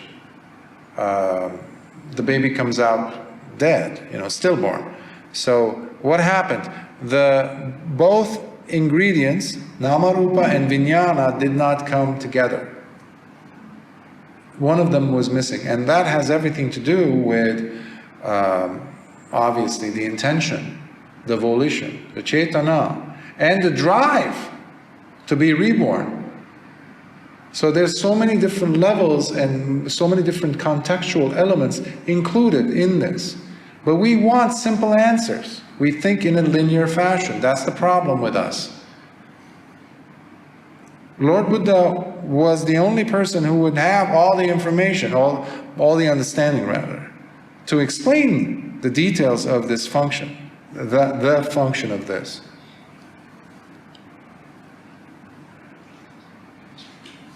And the reason, one of the reasons why I avoid using the word consciousness is because when people look at Paticcasamuppada, they look at the Vijnana section, which we just talked about, and they look at it as Patisandhi Vijnana, which is the consciousness that is moving from one life to the next. That's how they see it. Meanwhile, Lord Buddha talked about 6 consciousnesses, 6 Vijnanas, which I just covered with you. Eye consciousness, ear consciousness. He didn't talk about Patisandhi Vijnana. People have made this up. People who come from Brahmanic traditions of soul idea, atta idea, a self idea which reincarnates, which sadly some branches of Buddhism have adopted. In my book, if you're a Buddhist, you cannot accept the idea of reincarnation. And you have that in the Vajrayana tradition, sadly. When I used to be a practitioner of Vajrayana and I had teachers, legitimate teachers, I would have issues with that. Especially when I went back to the Dhamma, to the Suttas, and I saw this does not go with the teachings. This is something weird. This is something added. This has nothing to do with the Dhamma. But then what you have is this reincarnation of a teacher. And you got that not in the Gelugpa tradition, which is the Dalai Lama's tradition. He's considered to be the 14th Dalai Lama, right? The 14th reincarnation of the original Dalai Lama. Well, that came from the Kagyupa or Kagyupa tradition, which is an older tradition than the Gelugpa tradition, to which Dalai Lama belongs. So the Kagyu tradition was the first one to bring that idea into the forefront, because you had we have the Naropa tradition. Tilopa, it comes from Tilopa, and then Naropa, a student who studied in Nalanda University, who got kicked out because he was engaging in sexual activities. Sacred sex type of a thing, tantric sex. And he was discovered, and they kicked him out of Nalanda. And then he goes into the wild, and then Marpa comes traveling through Tibet. A few times, in fact. In those days, it was impossible. But he did, a few times. So he came all the way to, what was it, Pullahari? I forgot the name of but it's very close to the Himalayas. So he studied with Naropa. And he learned some techniques of transference of consciousness, they say.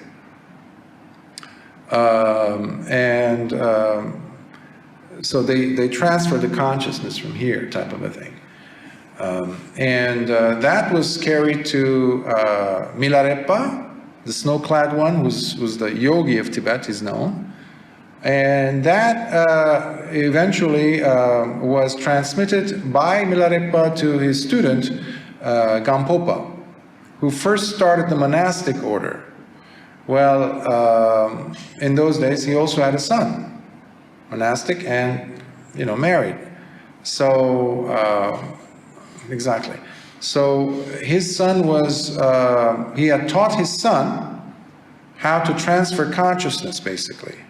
But this has nothing to do with the Dhamma, so it's basically something else that's going on. And this is all from their texts. And then that tradition was carried over into the other traditions in the Vajrayana tradition in Tibet. So eventually it got to Gelugpa tradition, which is the Dalai Lama tradition. And they carried this thing that a person, if they want to, they can re-inhabit another body. An enlightened person, by the way, reincarnating as many times as they want. Oxymoron, it doesn't work. You're talking about something else. Because Lord Buddha made it very clear in more than one place in the suttas, very clearly describing how if a person becomes a sotapanna, at the most, if they are the laziest, most careless type of sotapanna, careless beyond measure, and you don't qualify as careless, by the way. If you call yourself careless, you haven't seen this person. If that person dies, and when they die, at the most they have 7 more lives. At the most. Not indefinite number, at the most. Now, if I'm claiming this teacher, who's about to reincarnate to be enlightened, meaning an arahant, even worse, then they cannot. That's their last birth. That's their last death. But here you have like, oh yeah, it's going to keep reincarnating. What is that? It's not Buddhism. It's not Dhamma. But no one talks about, I have never heard any monk talk about this. Nobody. Of course, you're getting yourself into a lot of trouble, they say, if you talk like this. Well, I have this life to live, and I have to say what is right, what is wrong, based on what I have learned for over 30 years in this life, studying the Dhamma, practicing it. It doesn't match. It is not Dhamma. So if I sit there and shut my mouth and say, well, for the sake of, being okay with each other, I shouldn't say, well, who am I loyal to? Earlier I was talking about the Dhamma being more valuable than your own child, your own mother, your own father. So if we see these incongruities and we don't say anything, we are responsible for the killing of the teachings. We are enabling ignorance. So I say this because it's very related with this whole consciousness business going from life to life of an enlightened one. It's impossible. The person must definitely be a putujjana if they are reborn, okay? They have to be putujjana. A noble disciple will never be continuously reborn. Ever. 7 at the most. So, and what bhikkhus are the habitual tendencies, sankhara?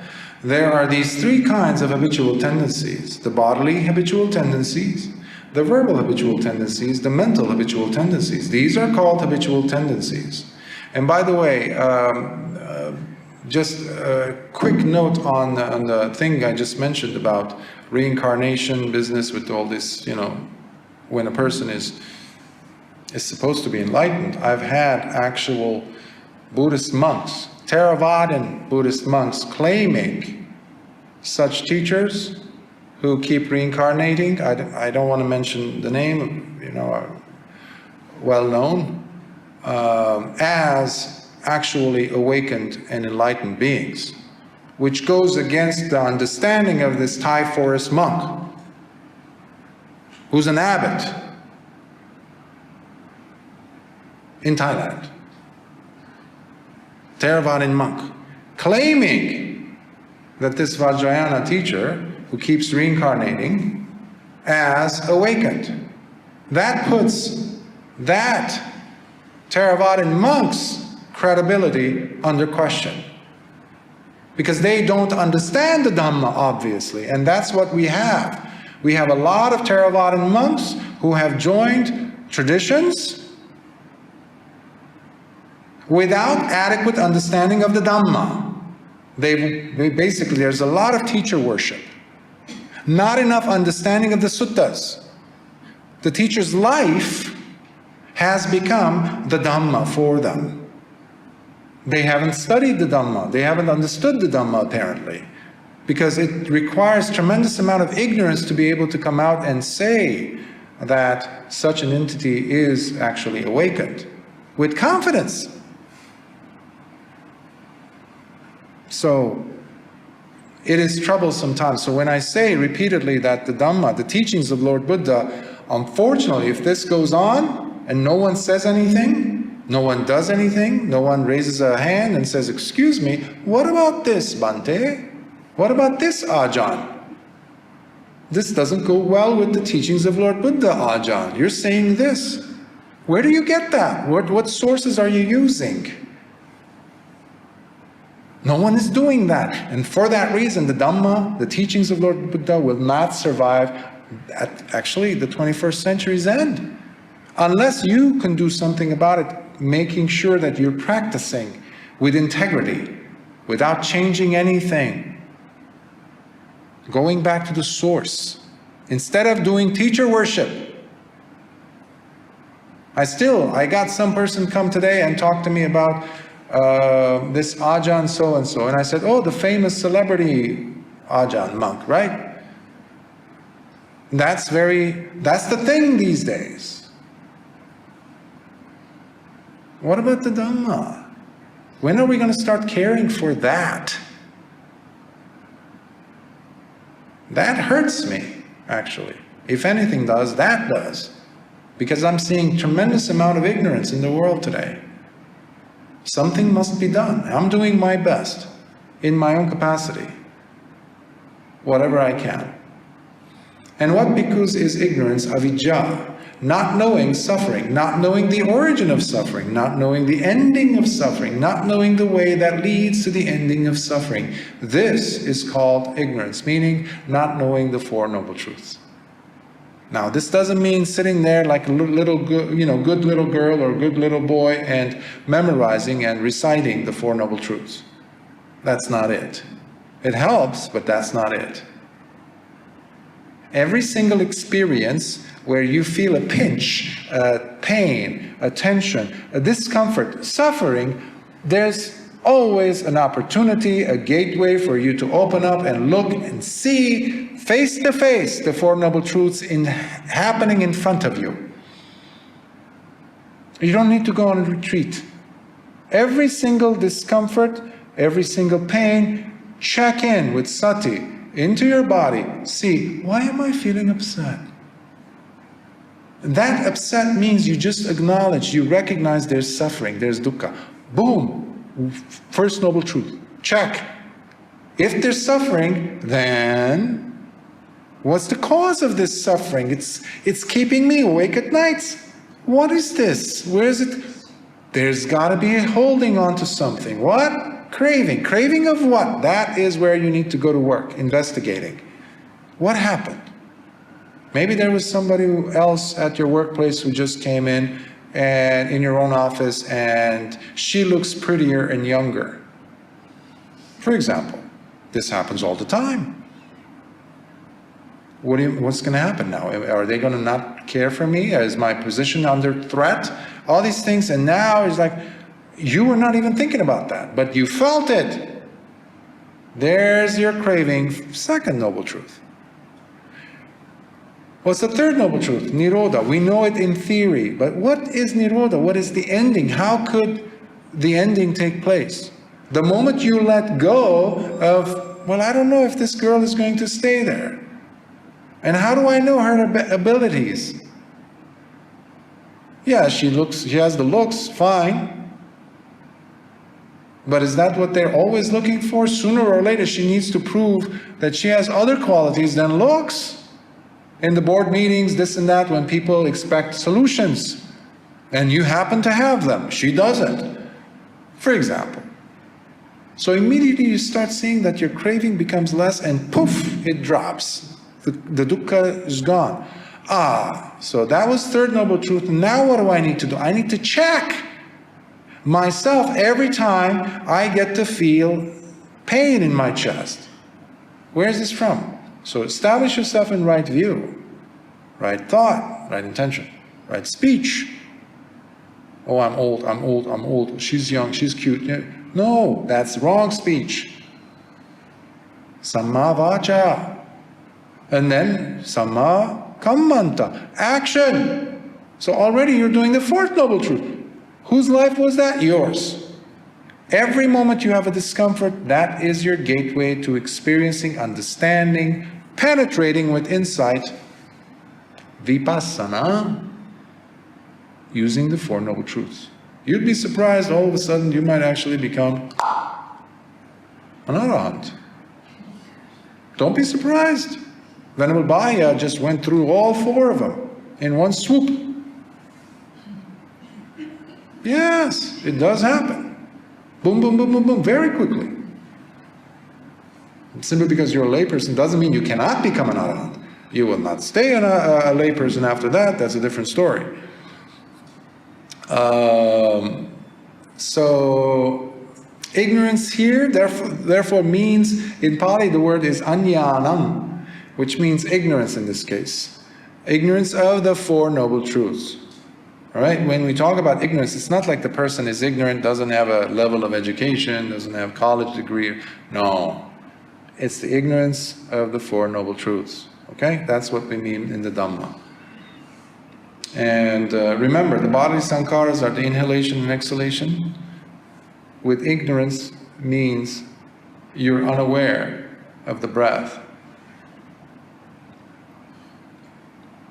Verbal sankharas are when you're unaware of the vitakka vichara in your mind. Constant thinking and pondering and planning. And then you have the mano sankhara, or depending on, well, in this case, mano.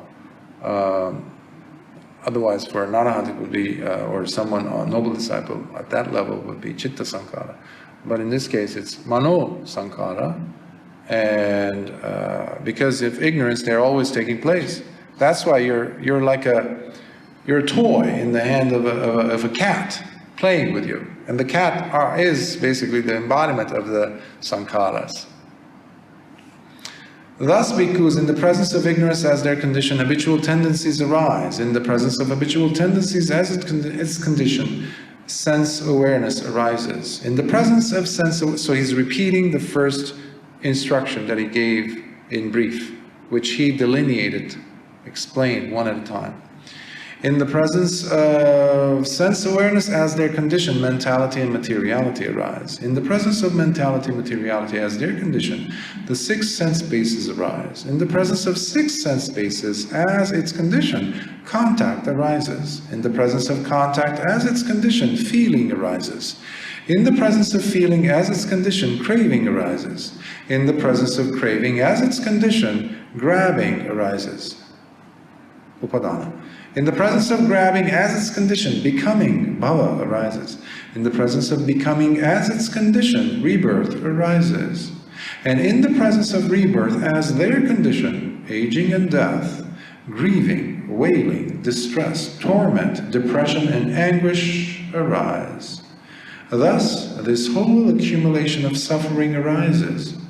But, with the remainderless fading away and ending of ignorance, meaning the right view arose, meaning the person became a sotapanna. That's what right view means. comes the ending of habitual tendencies. With the ending of the habitual tendencies comes the ending of sense awareness. With the ending of sense awareness comes the ending of mentality materiality. With the ending of mentality materiality comes the ending of the six sense bases. With the ending of the six sense bases comes the ending of contact. With the ending of contact comes the ending of feeling. With the ending of feeling comes the ending of craving. With the ending of craving comes the ending of grabbing. With the ending of grabbing comes the ending of becoming. With the ending of becoming comes the ending of rebirth. With the ending of rebirth comes the ending of aging and death, grieving, wailing, distress, torment, depression, and anguish. In this manner, bhikkhus, this whole accumulation of suffering comes to an end. Sadhu, sadhu, sadhu.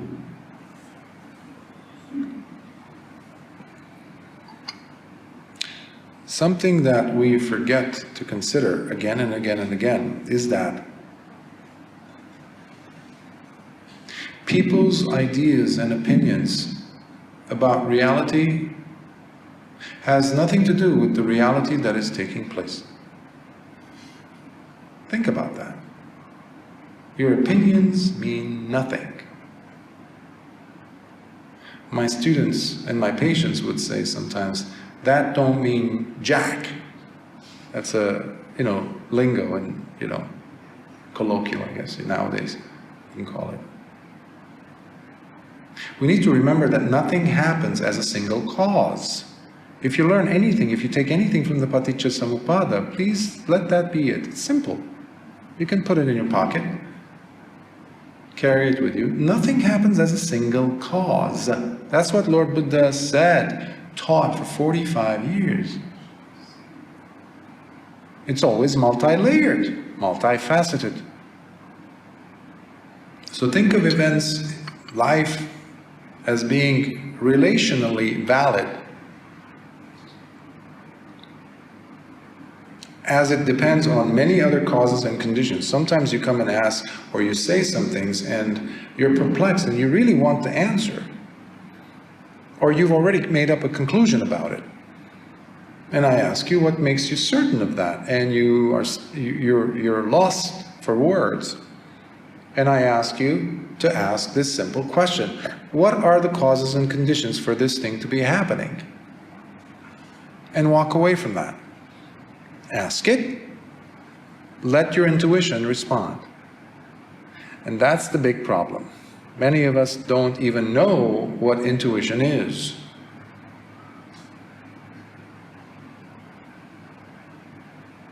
We've been robbed of our imagination. Schools had a lot to do with this, teachers had a lot to do with this, educators, parents had a lot to do with this, workplace environments and demands eventually had a lot to do with this. Intuition. Creativity is another one. And this is a very bad time for humanity. I'm not giving you like, oh, this is terrible, I'm just stating facts. I used to be in education for many years, and I knew this was happening, and I just tried my best, and I saw that it's too powerful of a Niagara, and I couldn't do it. So I saw where I'm needed most. There were too many conflicts. The school system, the governments, the educational boards, the departments from different states, the governmental bodies were infiltrating, and they were also themselves were infiltrated and governed by other agendas, which I have no idea, I had no control, obviously. I was just a teacher, high school teacher on top of that. So I saw that I might as well, I've done enough work for 10 years. I think I had influenced enough children, who are now in their 30s actually, have their own children. Maybe, yeah, 30, mid-30s. But I felt that there's another place for me. So I had gone into, I became a trainer also, fitness trainer. So I was helping elderly populations and those who were injuries, physical injuries, and they couldn't walk. And I had training in that, so I also got education and training also on top of that so that I can augment myself. Anyhow, so you move, you see how people's lives are being controlled from one area. Education is usually the first place you have to pay attention. And if that goes, everything else goes. So children are losing, they're being deprived, in fact, stolen, robbed of their creativity. When you eliminate classes where kids are supposed to play, for 2.5 years, kids were robbed of their playtime. Do you know what type of a havoc that inflicts on a child's brain? And plus the masks. The child, I mentioned this before, the children in some parts of the world, in fact all parts, they're behaving, they're talking with a certain accent of their own native language. Linguists and speech therapists are being called, actually speech therapists are being called to assist, because the child needs to look at the parents, the mother and the father, as they're enunciating. If it's a child who's a Chinese speaker, they need to see how mom and dad are pronouncing. What's the intonation? If they're Italian, the same, any language. So masks blocked them.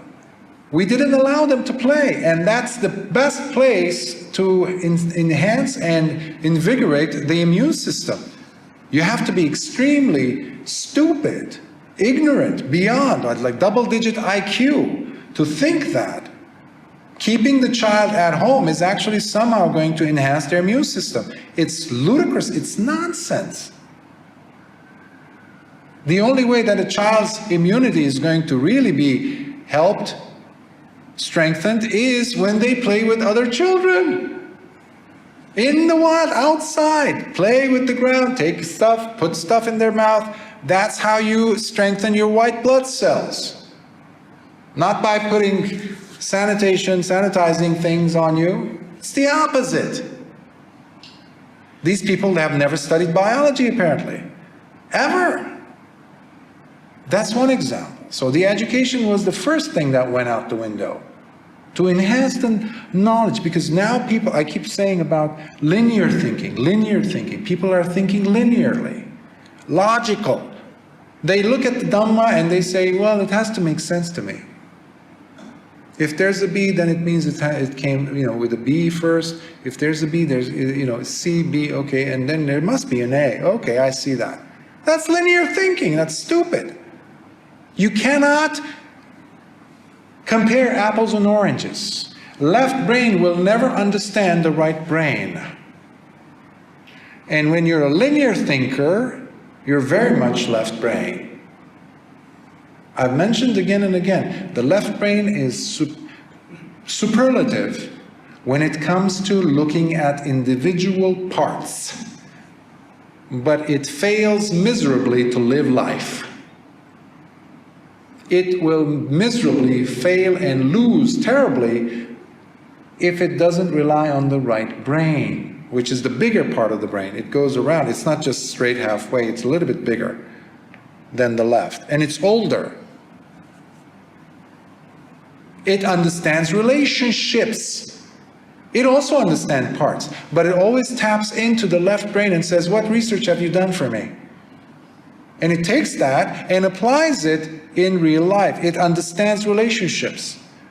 But what today's education, on all levels, all the way to PhDs and postdocs, what's happening is it's top heavy on the left side.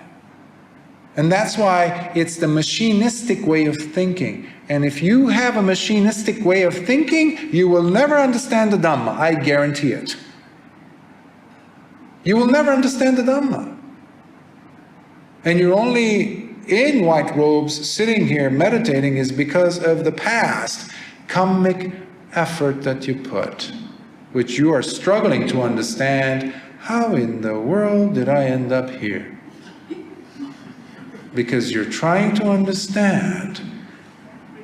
Because you need to open up your heart. That's why a lot of people have a really hard time understanding the metta that I'm teaching you. When I keep asking you, go ahead and ask your heart. Intuition, that's the language of creativity. That's the language of spontaneity. That's what enabled arahants to become arahants. That's how a Venerable Teri goes into her kuti after meditating for many hours, and as she's blowing the candle, as she's turning off the light, the oil lamp, as it's going out, poof, she becomes an arahant. Not because she's analytically thinking. She's relinquished that. She's definitely not dumb. Her mind is working in unison. That's something we're not doing, we're not encouraging. There's a wonderful book by Professor Ian McGilchrist. He's a neuroscience brain researcher, plus he's a MD, medical doctor, I believe in psychiatry, and he's also a professor at Oxford. He's written a wonderful book, beautiful book, thick, but not as thick as his recent book. The first book is called The Master and His Emissary. The master being the right brain, the emissary being the left, not the other way around. We have been taught at school to treat this left brain as the master. Wrong. You use the left brain. You live with the right brain. You use the left brain because it's reliable. It's needed, it's necessary. But it is with your right brain that you live and function and build relationships. Understand love. Taste the Dhamma. Have jnana dassana with the right brain. Doing the work. So I'm saying this because many people I see over the years worship words, definitions. Oh, my teacher described it this way. My links of 12 links, 5 spiritual power. Relax. Dump it all over there in the trash bin. That's as good as they're going to get because they're just junk, mental junk. Apply it, bring it to life. In you, that's when it becomes valid. That's when it is Dhamma. So what is required is, the reason why I mentioned his book, by the way, The Master and His Emissary, because he describes it with, he's done so much research on this. And he says the views that we have that the left brain is just like this and the right brain is like this, there's some truth to that, but it's not absolute 100% truth because they both work together. But the primary role to be played to have a healthy, beautiful, delicious, meaningful life is if we stop treating the left brain as the master and go back with the right, because the right brain is the one that finds solutions, first of all. It's not the left. The right uses the left. It's amazing. So we need to be cautious about these things, because if you want to develop your practice in the Dhamma, you must also be creative. You must. When I use the word playful, I might not use the word creative, but I use playful. Yes, you know I'm very stern at times. I say, don't do this, and don't do that. But then you see me seeing you doing it, but I don't yell at you like some teachers I've had. I joke about it. I light spirit method. It's okay. It's okay. So what? But just go back on the saddle, okay? Just go back. Don't stay there. So what is the teacher doing there? They're teaching you to have that kind of relationship with yourself. That's what a healthy therapist does, by the way, also. The therapist, a good therapist, is one who works with the patient and teaches them a new kind of relationship. Maybe they've had a horrible, terrible relationship with loved ones or parents or things. And because of them, they're scarred for life. So if you find yourself a good therapist, who's conscientious and aware, working with plenty of right brain effort, they will knowingly create a kind of relationship that heals you. So now your brain gets to learn what a proper, healthy, loving relationship is supposed to be like. They don't become your father or mother, of course, but your brain suddenly understands what a healthy relationship is. And they give you that. So now you can go ahead and live your life using that as your new blueprint, your new map, instead of relying on your lousy relationship, let's say, with your ex, your parents, or whatever. That's what I'm also doing with you, in case you're wondering, when I do the one-on-one interviews. And that's why I go all out. I do every day, and I sit sometimes for 3 hours, or 3.5 hours, I think, right? The other day. Because it's not forever, but I need you to be dedicated, to really see that relationship and see if you could benefit from that and apply it in your life so you don't have to deal with the pain of yesterday. You are not that. You are not the pain of yesterday. You don't need to bear that anymore. You don't have to carry that. You don't. And that's when things start to make sense. So,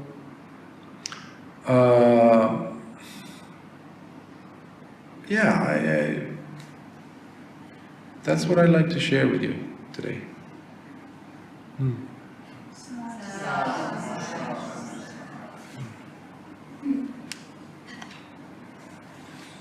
Any questions? Yes. Well, you just said one sentence. I said this happens in Taiwan many years ago. Taiwan was having this typhoon, and many people would die and all that. And this Dalai Lama went to Taiwan, but there's this Buddhist group. They call themselves I can't remember the exact name, but they truly follows the teaching of the Buddha. So they got very angry with this Dalai Lama. He said, you think you want to save Taiwan? I think you better save yourself, because he behaved like a devil. They call him a Satan, because he taught his students to seduce the woman in Taiwan, and then take their money, break up families and all that. So this Taiwanese group, this Taiwanese Buddhist group was challenging him. He said, if what we said is not true, present your case, and then tell him to get lost if it's true. And they called him a Satan. So this Dalai Lama, he collected a lot of money from these Taiwanese who believe him, and then he took some, and then he left. He did not go to Taiwan anymore, because this Taiwanese group even wrote books about what his student did to the Taiwanese, and then something like this Dalai Lama was the teacher of this group of students who did nonsense. So I can't remember there was a Buddhist group here. They also wrote to this Dalai Lama, telling him, defend yourself. This is what people accuse you. If it's true, well, if it's not true, you defend yourself. But he never gave any answer. I personally don't know of the incident. I'm not aware of it at the least. So I don't know how to comment on that. So I just share, because I actually have the whole email. Somebody was telling me about they were glorifying this Dalai Lama, saying he's the awakened one and all that. So yeah. I had the whole email. I don't know whether I still have it or not. Yeah, it's not what I shared with you is not. I would not like it to be taken or represented in a way where I am attacking the character of the Dalai Lama. I met him actually years ago when I was secretary of the American Buddhist Congress and in Los Angeles in 99, I think it was, or 2000. So people were paying very, very large amounts of money to go see him. And my issue is, whether it's the Dalai Lama, this is not against him, the character, the role, the position, with all due respect to all his followers, etc., because he is seen as a voice of Buddhism. People actually would approach me for many years saying, oh, you're a Buddhist, so your teacher, the head of your religion is the Dalai Lama, right? And I would be very quick to correct them. Because he's not.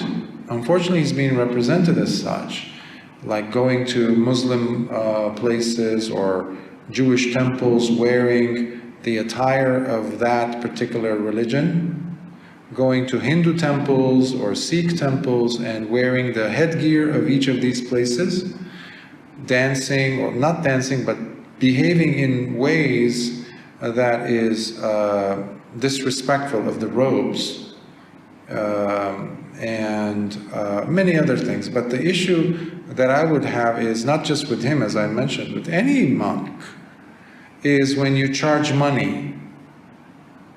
You charge money to have people come and listen. Now, in the case of the Dalai Lama, from what I know and have heard from bhikkhus or Mahayana monks, is that they are given free access. But the rest of the thousands of people who are there, one time I was interested in going and listening to him as a layperson when he came to, and he would come to Los Angeles quite a bit. And the amount that I saw surprised me. I was going to say shocked me, but it was close to $500. And that was about 20 years ago. $500. I would have to work for a long time as a layman to get that much money. And to listen to what? Dhamma? So, I don't know if the Dalai Lama is responsible for this, but I know that his lay community, Tibet House and all that, that are big names, and a huge fundraiser that goes on around the world in their name, they collect those monies. I don't know where they go, but in my issue here, at that sense, is the Dhamma can never be charged money for. So you can never be asking for money to share Dhamma. It's absolutely forbidden. It should be. Even selling books. Many ajahns even, I know, sell their books online. Amazon, you go and you have to pay for that. Well, why is that? It's the Dhamma. Lord Buddha gave it for free for 45 years. So these are important subjects that, as I said earlier, nobody's talking about because it makes people feel uncomfortable, right? So, but I don't have any thoughts on how to, because I'm not aware of that situation, and I think you said enough on that one, perhaps. Oh, you have another question? Yes. Bhante, a quick question. We heard about the first to the sixth Buddhist Council, right? In today's world, this century, if there's so many discrepancies in the way that, particularly in the Theravada tradition, if there's so many discrepancies, why is there no further Buddhist councils to rectify the teachings, you know, the practice or the teachings? As far as I'm concerned, the only legitimate Buddhist council was the first one. Maybe by a long stretch the second council, but I have issues with that too. The first council is where we stop. But human beings like to make it seem like they're doing something. Now the second council, there were some bhikkhus, one of them being an arahant, who really tried to pull himself out of it, even though he was a very legitimate, important person, and he knew the suttas, he knew the Vinaya very well. And there were this group of monks who were trying to break the Sangha, so the schism was happening. And the other monks, who were real good monks, had to collect important monks to come together so they could actually have a council to address this, because the Sangha is coming apart. And it was only about 100 years after Lord Buddha's death. This was terrible. So there was a healthy, I give it some credence, that's what I'm trying to say, the second council. The first council is where I stop. As far as I'm concerned, any other council that has happened after that is just, for lack of a better word, I would say just a show. Including the one that they had in the mid of 20th century in Burma. Because not everybody was in agreement. But you have to, and that's where you have this saving face attitude. Yeah, just bite your tongue, sit through it. This is good for the sasana. Let's keep together. Yeah, but he thinks different things. That's okay, let's not, because they were going back with that one particular rule that says anybody who breaks the sasana, the sangha, that's a parajika. Nobody wanted to have that. Parajika is a defeat for a bhikkhu. But nobody was thinking beyond the words. Lord Buddha was very contextually knowledgeable, relationally based. He was an excellent, the best psychotherapist, if you want to talk about that. And he was the best analyst. He was the best HR person, the best of all these human endeavors to consider all these factors. But then he said the Sangha has to come together to address the issue, whatever it may be, and they decide, after using the proper ways of weighing the different issues, but not to shut your mouth and sit there and just pretend that nothing's happening when a lot of things have happened. So the big issues started in the third council. That's when they brought in the Abhidhamma and all that. So, because the Visuddhimagga also became accepted in the last council that they had in Burma. So, which some people, if they had studied, but already the Visuddhimagga had spread out both in actually Thailand, Burma, and Sri Lanka, the three main countries at the time. So it was like, yeah, we'll accept that. But there's no point. There was a few years ago, I think 5, 6, no, more than that, years ago, something like they wanted to make it look perhaps like a council in Japan, in a Mahayana temple, vast, very posh, luxurious looking temple in Japan.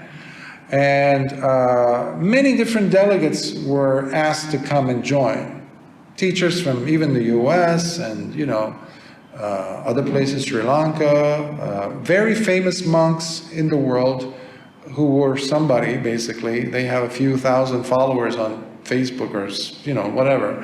They were invited. And it's a debacle when you see it, when you hear what the conversations are. I mean, World Fellowship of Buddhists, they used to have it every single year. Probably they do. My first teacher, Bhante Ratanasara, who was a Mahanayaka Thero, he was the oldest monk in America at the time. So he was the chief Sangha. He was my teacher, my first Upajjhaya. He would always go. And at the end, he would come back, he would give me the goodie bags that they would give to the monks. So I had one for years. I had kept it, like straw weave, this is the World Fellowship of Buddhists and the Buddhist flag. What did you discuss, Bhante? Like, He would just do that. Free, food, this, lodging, respect. It's like, what's happening? And he was not a practitioner. Because everybody's got their own agendas to push, okay? And everybody has their own egos to defend, to show off. I saw videos of monks, very well-known monks of this Japan thing, and one was sitting in the middle of the crowd meditating, showing off, a very well-known Ajahn, sitting and showing off basically that he's meditating, unlike you over there. It's like childhood behavior, like teenagers. And I would just shake my head from that kind of invitation. That has nothing to do. You should all go to your kutis and meditate. That's going to be my advice to all these monks. Because no good is going to come, because everybody, there's Mahayana monks, there's Vajrayana. How are you going to sit down and what are you going to discuss? If they called me, I wouldn't go, by the way. If they, for some reason, I don't know why, if they would call me to go, invite me, I have to be perplexed to see, what am I going to talk about? Because I'm going to turn towards the Mahayana and the Vajrayana and say, your texts are all fraud. There goes the conversation. I mean, it's a few thousand years of history there. Obviously, you can't communicate. So it's a show, to show everyone else that, oh, the Buddhists are coming together. Even the Theravadan monks have issues. Like that monk I said who calls Dalai Lama, for example, enlightened, awakened. And he considers himself being an Ajahn, a Theravadan monk, a bhikkhu with upasampada, a student of his. How's that possible? How can Dalai Lama sit there and Thai forest monks sit there beneath him, below him, and he's teaching them? How is that possible? That happened in Thailand. Okay? So, respect for an elder monk, I understand, but we have to also look at what is it that we're doing. Are we saving? What are we doing? Showing that there's harmony, there's nothing wrong with that. And I applaud that, but coming together need not be that. We can be in harmony, but there's some discrepancies that cannot be fixed. So, we'll stop here before, I think it's been already almost 3 hours. So let's transfer some merits. Akasatha Jagumata Devanaga Mahibdika Punyantam Anumoditva Chirang Rakhantu Lokasasanam. Akasatha Jagumata Devanaga Mahibdika Punyantam Anumoditva Chirang Rakhantu Desanam. Akasatha Jagumata Devanaga Mahibdika Punyantam anumoditva chirang rakhantu mam paranti. Sadhu, sadhu, sadhu.